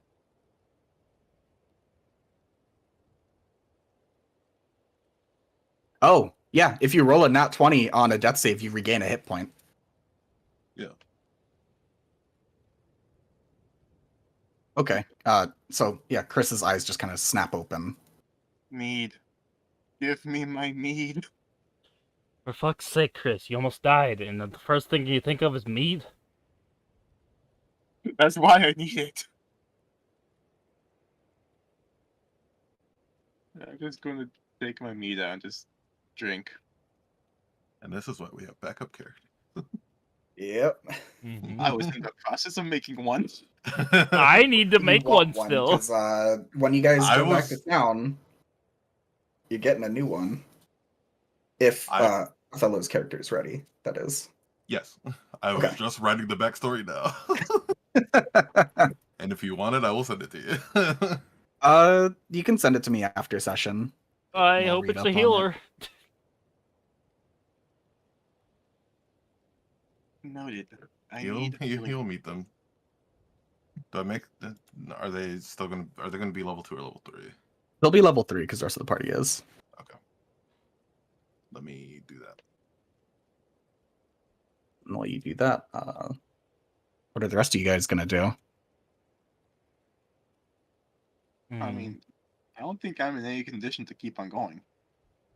No, I think we have to go back.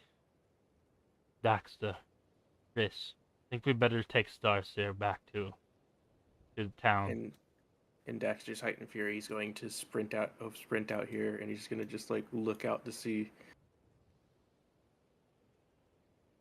if there's any sign of that damned hag.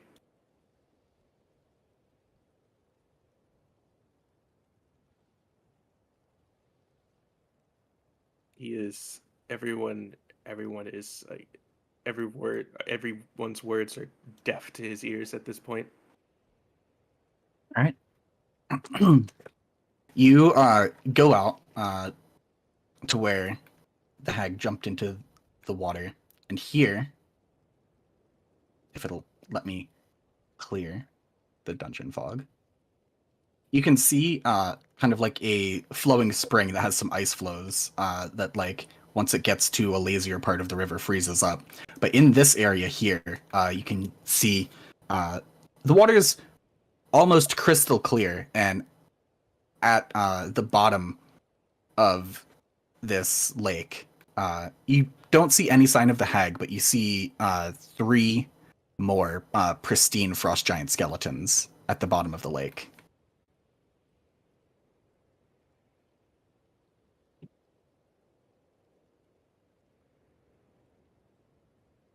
Assuming that you have light.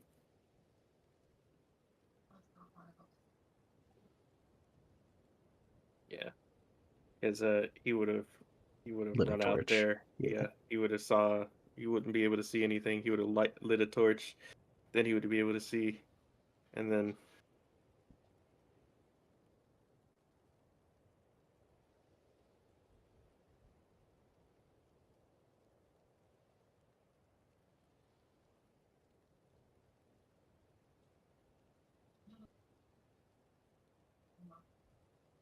he's going to just uh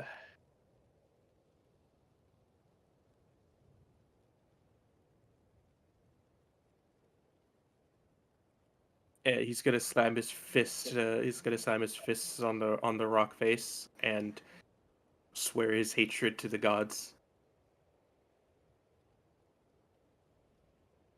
Mm-hmm.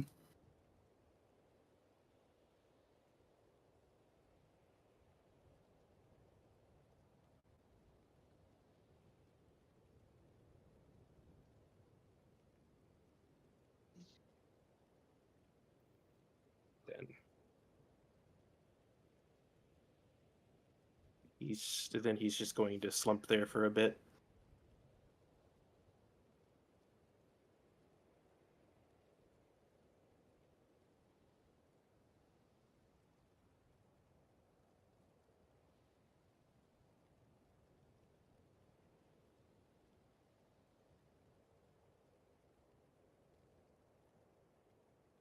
Hmm. What's Kristen Top doing? Um. Well, I'm gonna go check up on Daxter.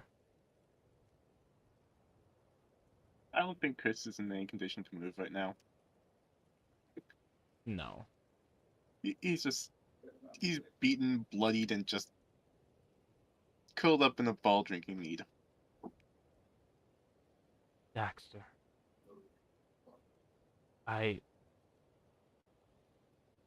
I'm sorry. I think it's. I'll give you a few minutes, but I think we should return Starseer to to town.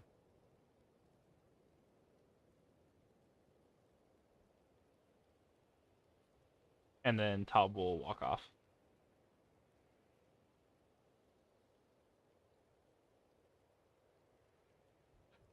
Can you guys hear me? Why is it so quiet? Mhm. Okay. I don't have a character. Yeah, I can't. I'm not. This is. I'm not a part of this. I know.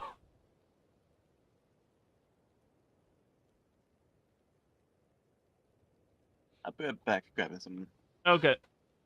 Water break, everyone? Sure. And you can Sure. just say you guys leave the cave, make it back to East Haven. We'll start there. Okay. Yeah. Dexter will be silent the whole way.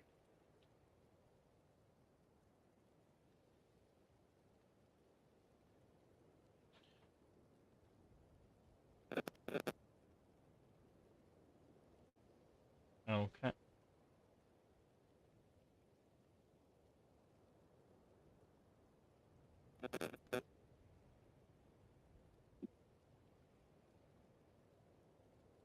That static sound, is that coming from my headset or is that coming from Dis again? That's Still Dis. Chris. Okay. Dis. This be Chris. Dis be Chris. I'll be right back. Okay. Oy.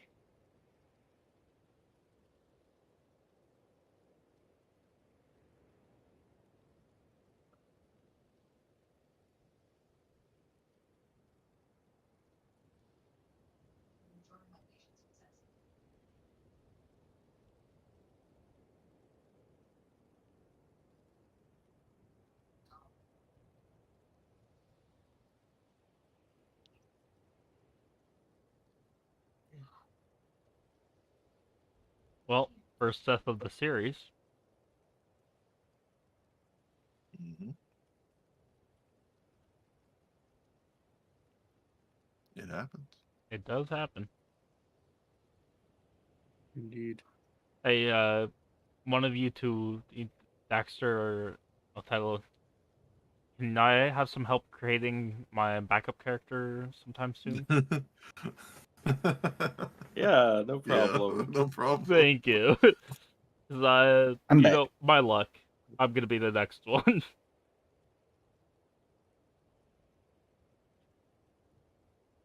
What I miss? Me asking for help with a backup character after a while. Oh, yeah. Everyone should absolutely have a backup character ready. I have an idea. Um, Ideally, you want a character sheet ready so that if your character dies, we can just insert them into the story. Yeah, I'll definitely have one before next session. All right. Just haven't had much time.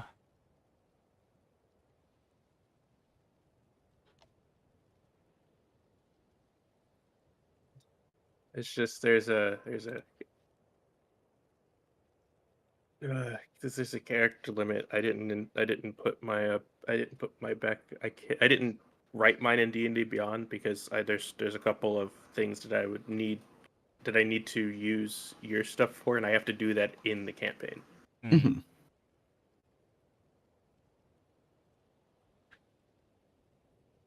But you know, I can you've seen me do it. I can speed run writing a character Mhm. like in D&D Beyond.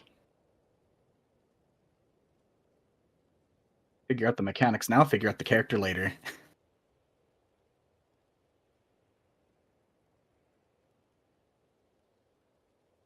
So we bring Starseer back.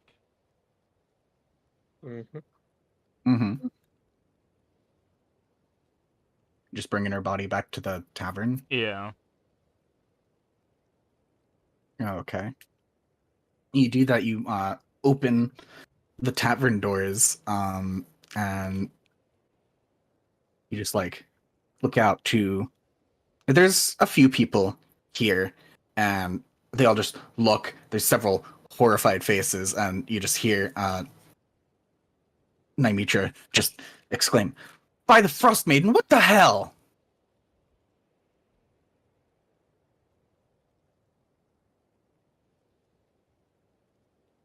You're going to bring a dead body into my establishment? Get out! Get out!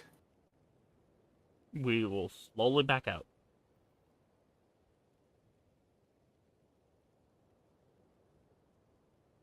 All right. You guys do that, and after I would say good 20 seconds, the door swings open and Faith comes rushing out. Okay, what happened? You really went and tried to fight the hag again, didn't you? Hector's uncharacteristically silent.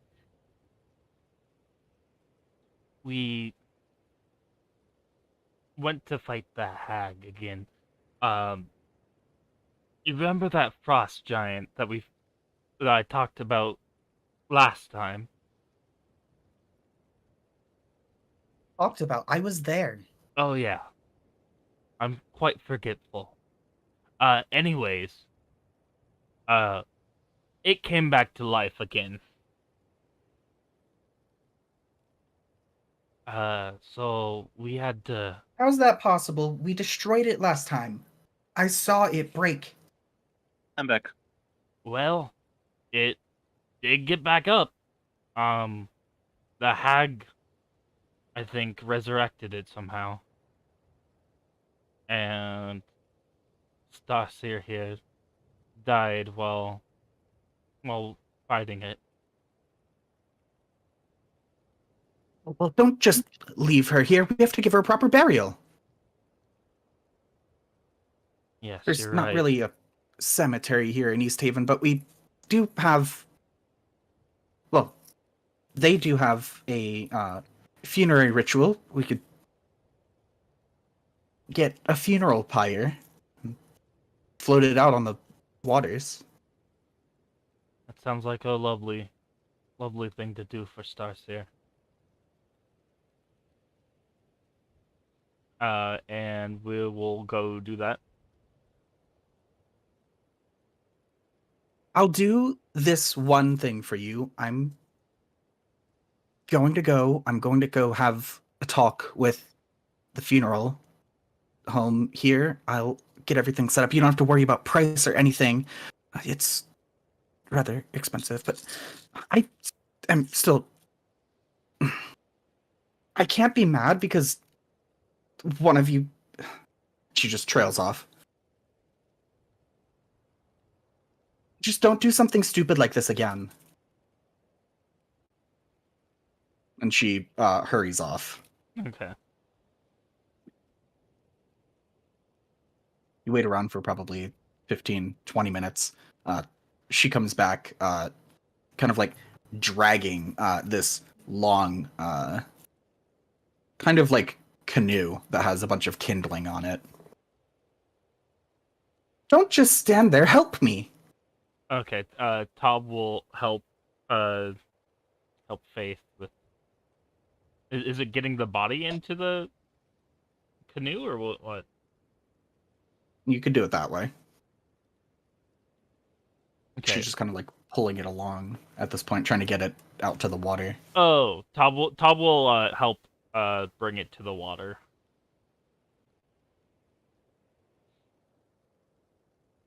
Everybody else just standing around. Baxter is just silently watching, holding the body. Chris is, I don't think Chris got healed yet, so he's just bloodied on the bar, just drinking some mead softly in his corner. Still on the boat.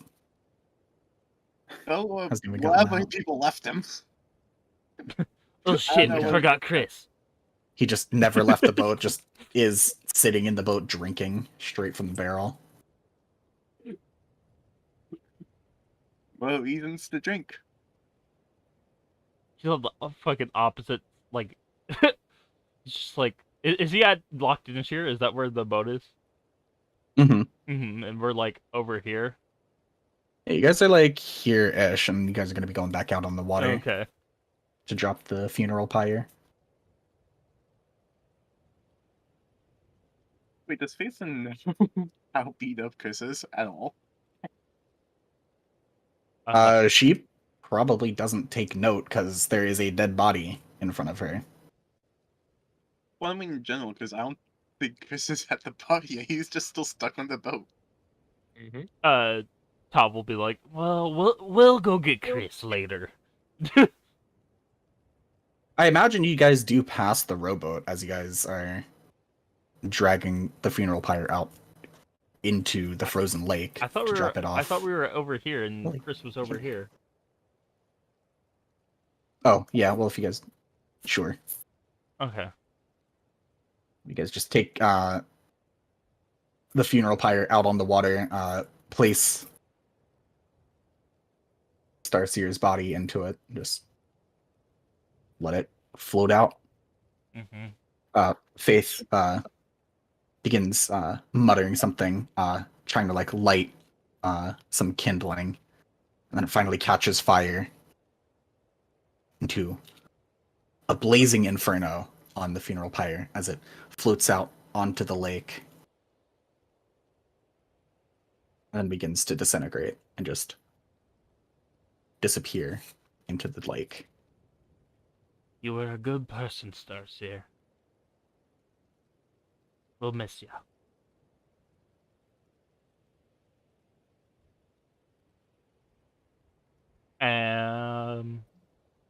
Tob is gonna go get Chris. Dexter just turns and while Top goes this way, Dexter just turns and walks in direction of the town hall. Mm-hmm.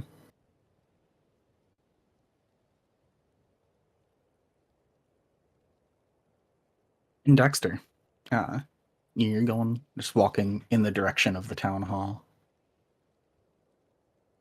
Just, you wander for a bit. You take a note of anything that you're passing, or just aimlessly wandering? He doesn't really care for anything else around him. He's just going towards the town hall.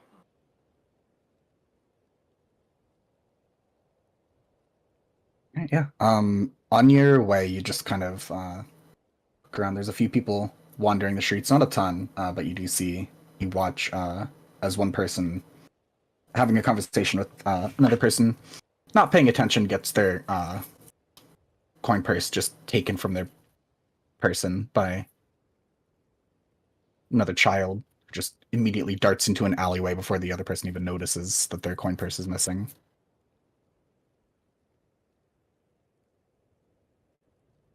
You just wander, keep wandering, see a few dwarf-sized footprints in the snow, then make your way to the town hall.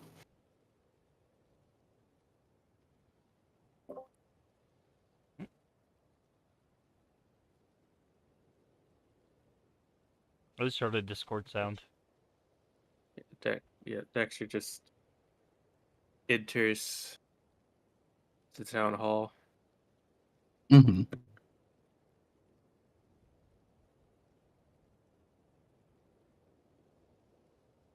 Nah. As you enter the town hall, there's really not a ton of people here, just like two guards that are on duty, keeping you from going too far in. But you do also see, like at the receptionist's desk, Captain Imdra, just at this point, kind of relaxing, not really doing a whole ton of paperwork. Just like playing with what appears to be some sort of ornamental hourglass on her table.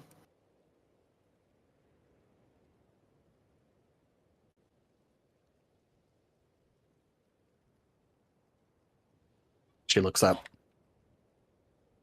Dexter? My God, you look like death. What happened?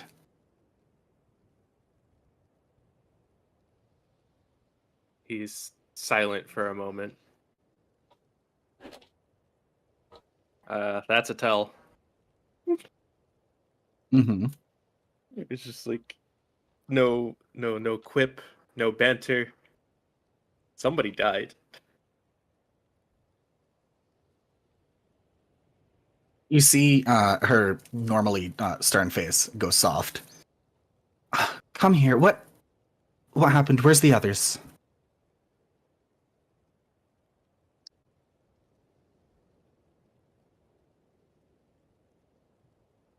The trunk and the lizard are fine.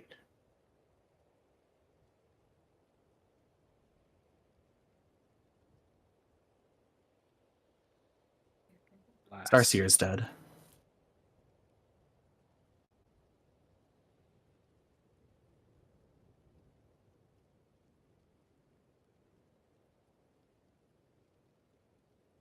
Will be ash in the lake in a matter of moments.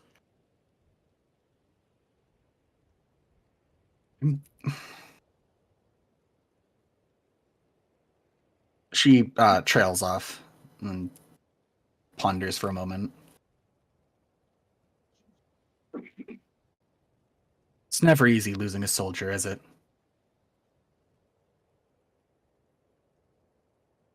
More than your comrades, they're your friends. They're with you thick and thin. And then you never know when your last moment's gonna be.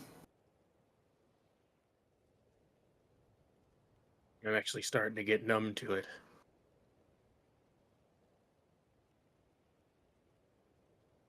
Did you say that you're starting to get numb to it? Yeah. Yeah, that's She what that- turns and cuts you off. You can't allow that to happen to yourself. I know that when you lose people that you love, it's really easy to just become callous to it. But if you stop feeling that, are you really you? No, hold on to that pain and let it grow you as a person.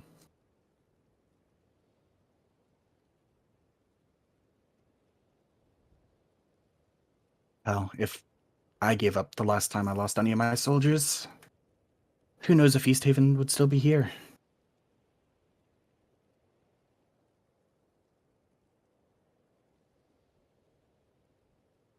And she Makes turns back to you, Dexter. And if I still have to feel that, then you sure as hell aren't allowed to just give up and not feel anything when you lose your comrades.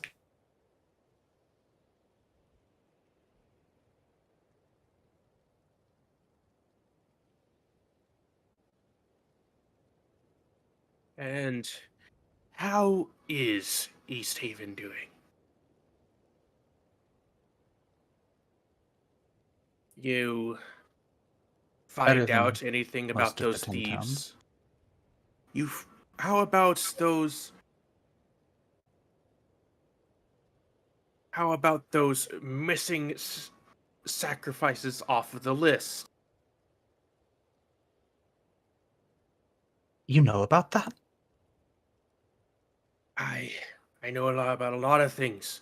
No one's supposed to know about that. We can't let people know there would be a panic. And why shouldn't there be?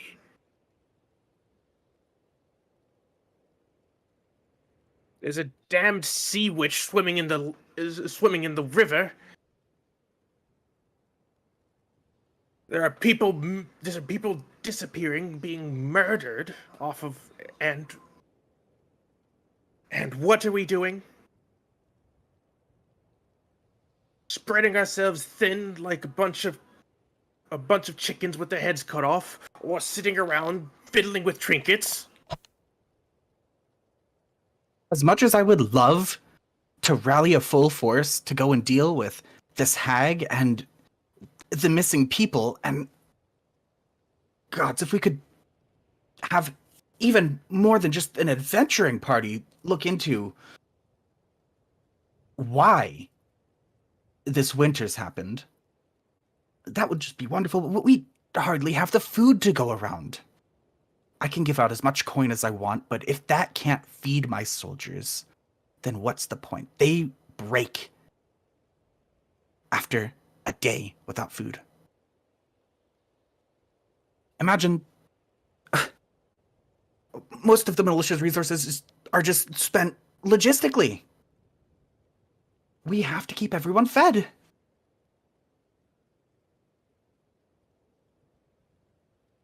Ah.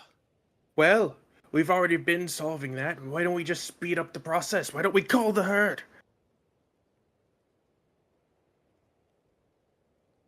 If you keep speaking like that in my office, I will have you escorted out. Save the trouble. Your men are hungry enough. They don't want to. They want to lug around a pound of flesh. I'll deal with it myself. He just and out he goes. There is no response. He stops. He stops at the door. Oh, and if you don't want to incite the panic, you might want to keep your guards on a sharper look. People are hiding all over the place. And well, I'm not just talking about the pickpockets. And he's gone. Mm-hmm.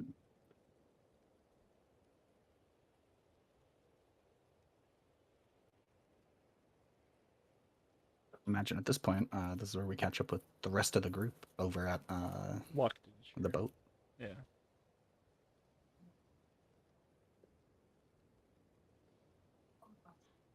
You guys make it over, and Faith is just...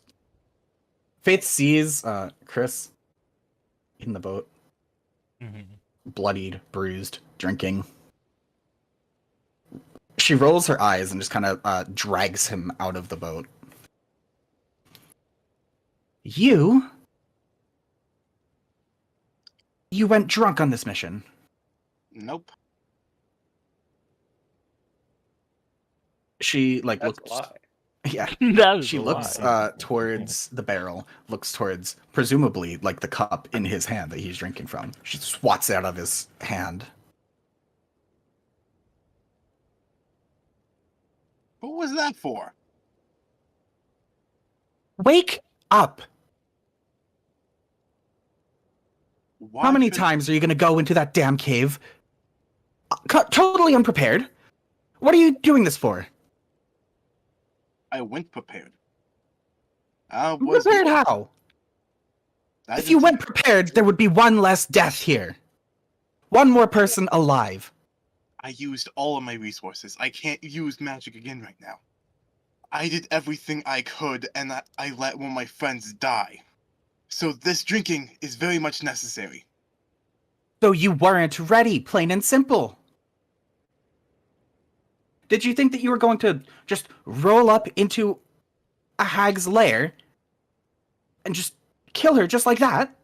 No, I knew it would be a challenge. But You I called it a expect- challenge?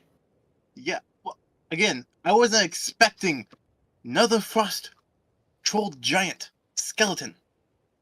None of us were expecting that.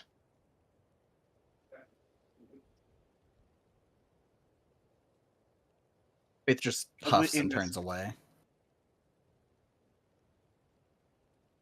I tried my damn best, and I couldn't. I barely made it out alive myself.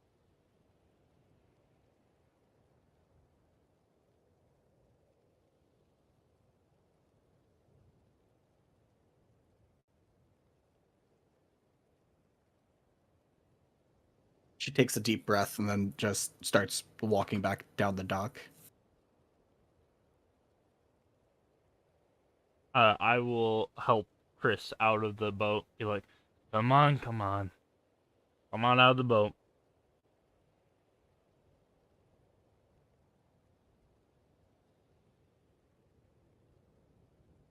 Just grudgingly goes along with it.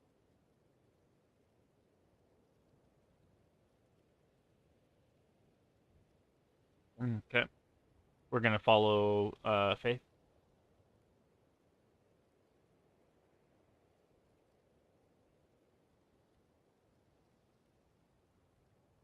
All right.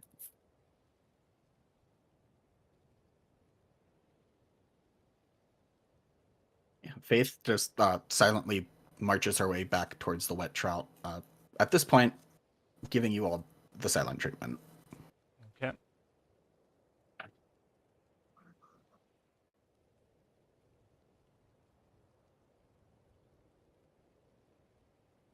then I guess we will.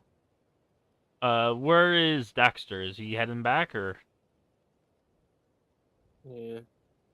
Yeah. I guess For now. we'll meet Yeah, up. he's- We'll meet up with Dexter and head to the wet trout. All right, you do that. You make your way back to the wet trout,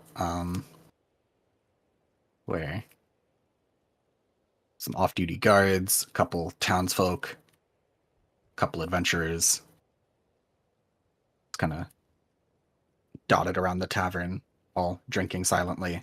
All eyes are on you when you walk back into the tavern.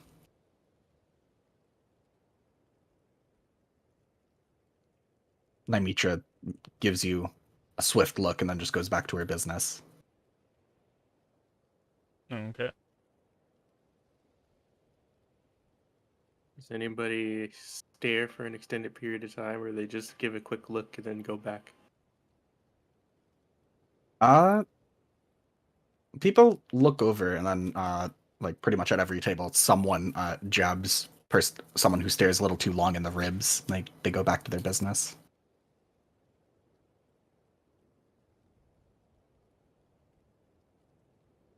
Bob sent me by the bar. Chris, I think you've had enough to drink for right now. Let's get you Let to me bed. drink. You have some in your water skin. It I don't care. That tears it. Dexter storms up. You.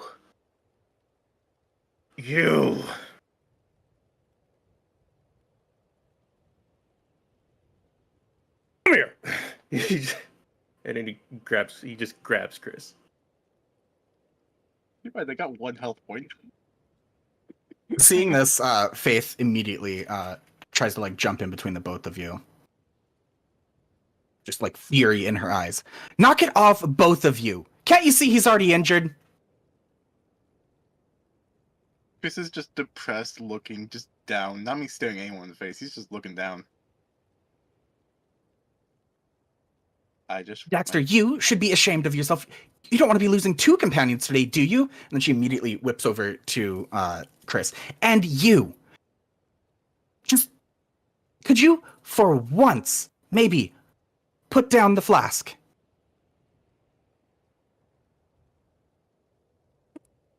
This is how I deal with it. Everyone has their way. I drink. If you're going to be adventuring, you really think that that's going to be conducive to this? You're just going to be losing more and more people. You need your mind to be sharp. With how much I'm drinking, it's only sharp when I'm drunk. And she just storms up the stairs and off to bed.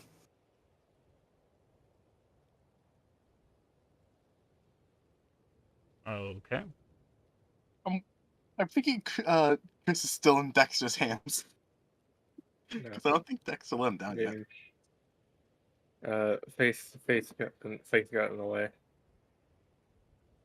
Okay, Chris, let's go take you to a room, okay? Fine, it's not like I can really walk there myself. Can't really And fight. I will. How much is it for a room? What was it, 2 gold? Is it 2 gold? Mhm. I will put 2 gold right in front of the bartender, Mm-hmm. and She hands you a silver key. okay, I'll take the silver key and take Chris to his room. All right, you do that. Head up the stairs, and then just a hall of different rooms. Here's like the first one on the left.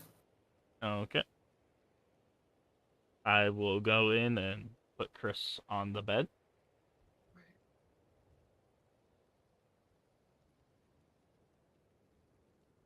Alright.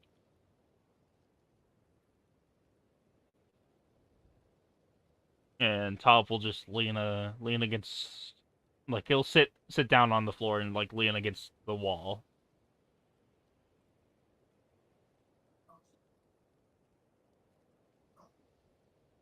Is Daxter with us, or is Daxter still downstairs? He's going to stare into the fire for a while. Okay. So yeah, we'll take a rest, I guess. Is that a long rest or what?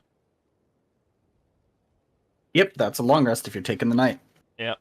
I always forget how to do other long rests. Take long rest. Farm. And it healed me too. Okay.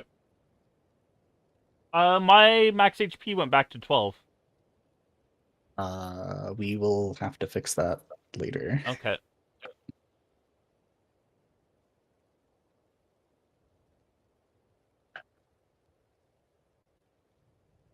So yeah, we take our long rest.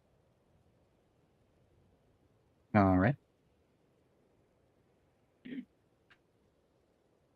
You guys do that. So you guys get up the next morning and begin making your way down the steps, still in the dark gloom of this eternal winter.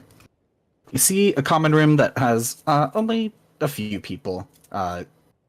All but like 2 or 3 of the off-duty guards have cleared out. And you see Faith sitting at a table conversing with another tiefling. Okay. I'm assuming Chris goes right to the bar. Do you want me to say what they look like? Yeah. Oh. All right.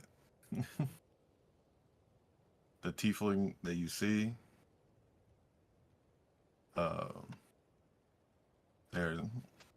they're short, with long, jet black hair, and purple skin. Okay.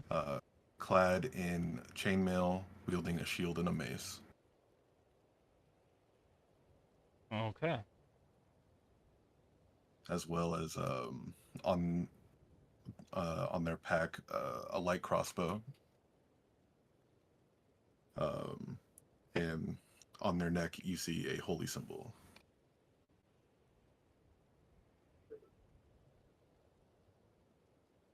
Okay. I'm gonna forget that.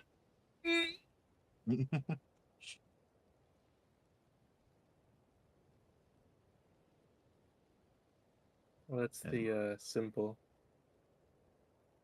What deity? Out of curiosity. I had to look at the fucking thing Tony sent me again, but it's a symbol of Hamora. Kimura? Mm-hmm. Lady Luck? Yep. Okay, cool. It goes in with the backstory.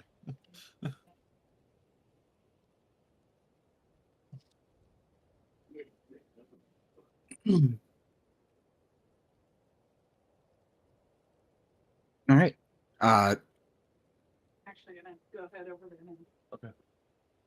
Seeing the rest of the Still on party, Roberto's, but then one.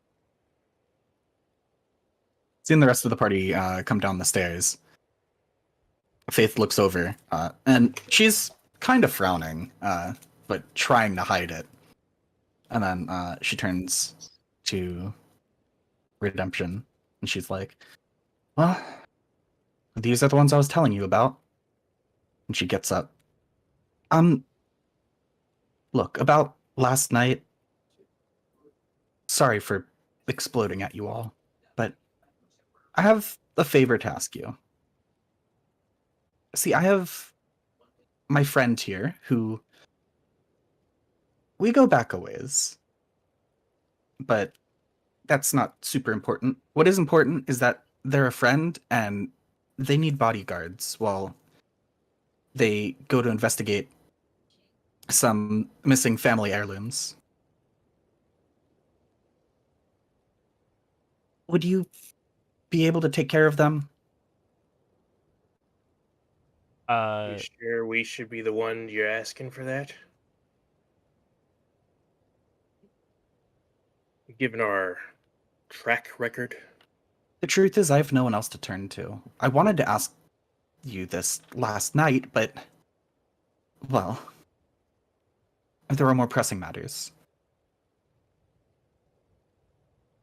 As long as you promise not to take them into that stupid fucking cave. We won't be going back to that cave. Or if we do, we'll be way more prepared. As soon as you say, or if we do, she immediately glares at you. I'm joking, I'm joking. We'll stay out of the cave. But sometime is gonna have to deal with that hag before it becomes a problem. Especially since there are 3 more skeletons in the bloody lake. Do you know what the hag wants? Do you know why she's living there? Is she really that big of a problem? He eats the fishermen.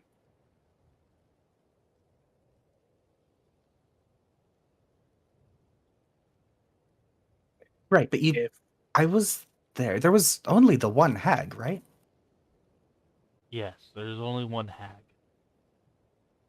Don't you find that a little weird?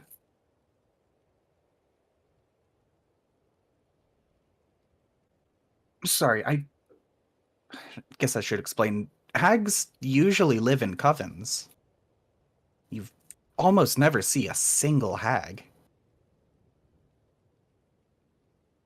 That is odd.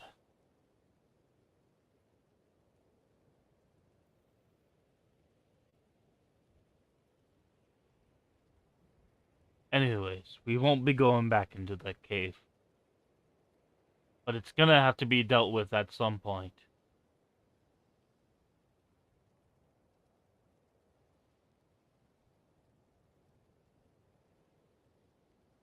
And Where are you going? Tob will reach out like his hand for like a handshake towards the purple tiefling and say, "Nice to meet you. I'm Tob."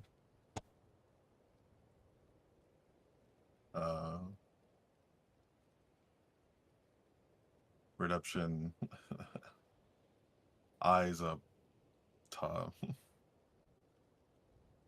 noting that that he is a rogue, and just say, "I know you're kind. I know you're kind all too well."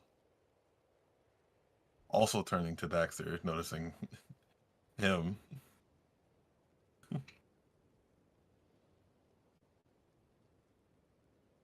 I know yours as well. You got something else to say? By all means, I'm all ears.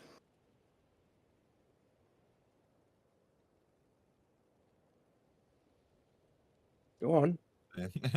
They look him dead in the eye and say, "There's a reason I left that life. And the reason I'm standing here today. But we'll see how we get along. I do still have connections."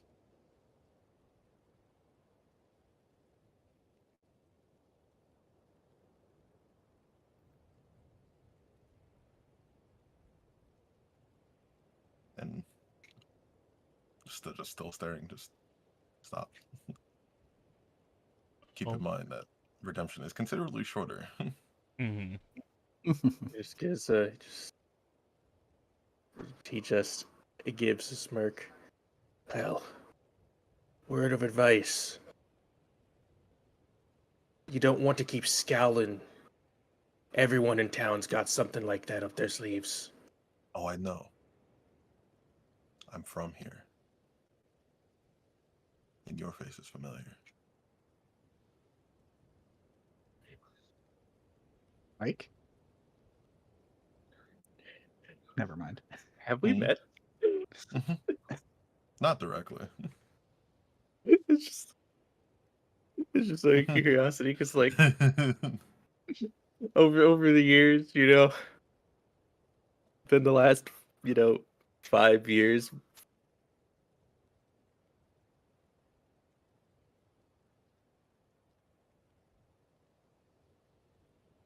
You may have known me under a different name, but I don't use it anymore.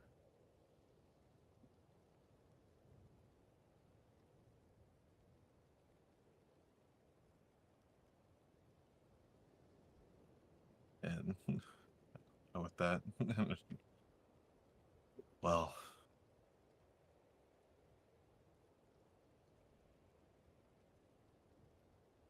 since Faith has told you I am here, I think you know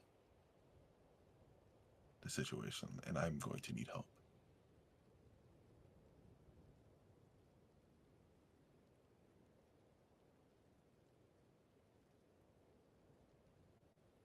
So, what do you guys say? Where are you headed? And what is the wager? Hmm.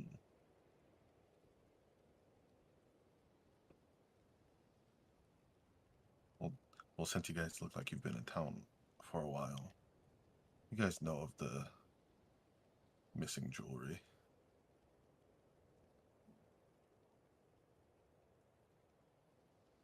Aye. Some of those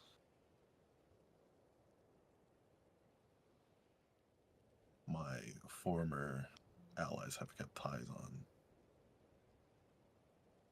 just to keep them safe.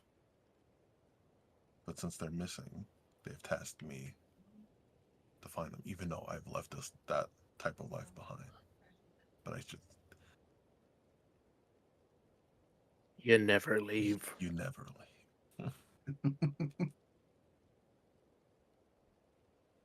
So, we look into this.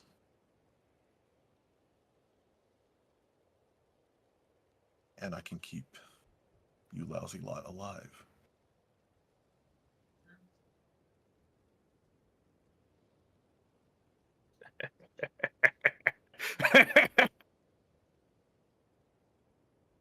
Oh, you're gonna have your work cut out with this lot.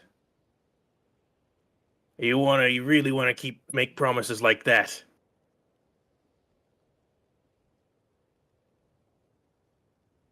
I either live up to my promise or die trying. That is the life I've chosen.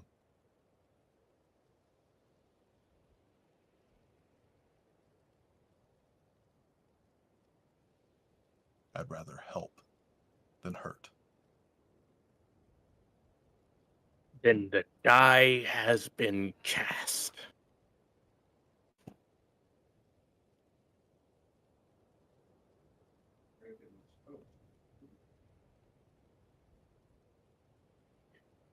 All right. Get off your lazy arses, boys. We got a job to do. As he probably forces Chris off of his lazy arse. He's just not gonna fight back, and he's just Nah, still gonna look depressed as hell. looking at the time and knowing that a couple of you had other things going on, do you want to call the session here before we get into anything else? Yes.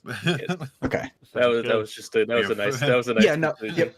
I figured, like, yeah, it's a good springboard into whatever you want to do next. Good little transitionary thing. Mm-hmm. So what was your new character's name? This is. I'm just gonna say this. Your characters only know my character by the name Redemption. Okay. Their full name is Redemption Sahala Mott. Okay. Redemption being a virtue name. Yeah. Because that's what tieflings do.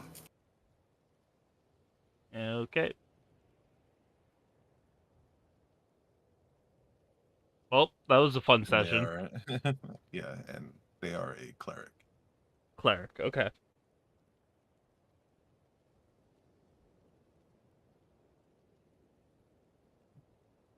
Good session. All Good around. session, yeah. Yeah, death. Yeah, first First character. death of the Woo! first death of the series.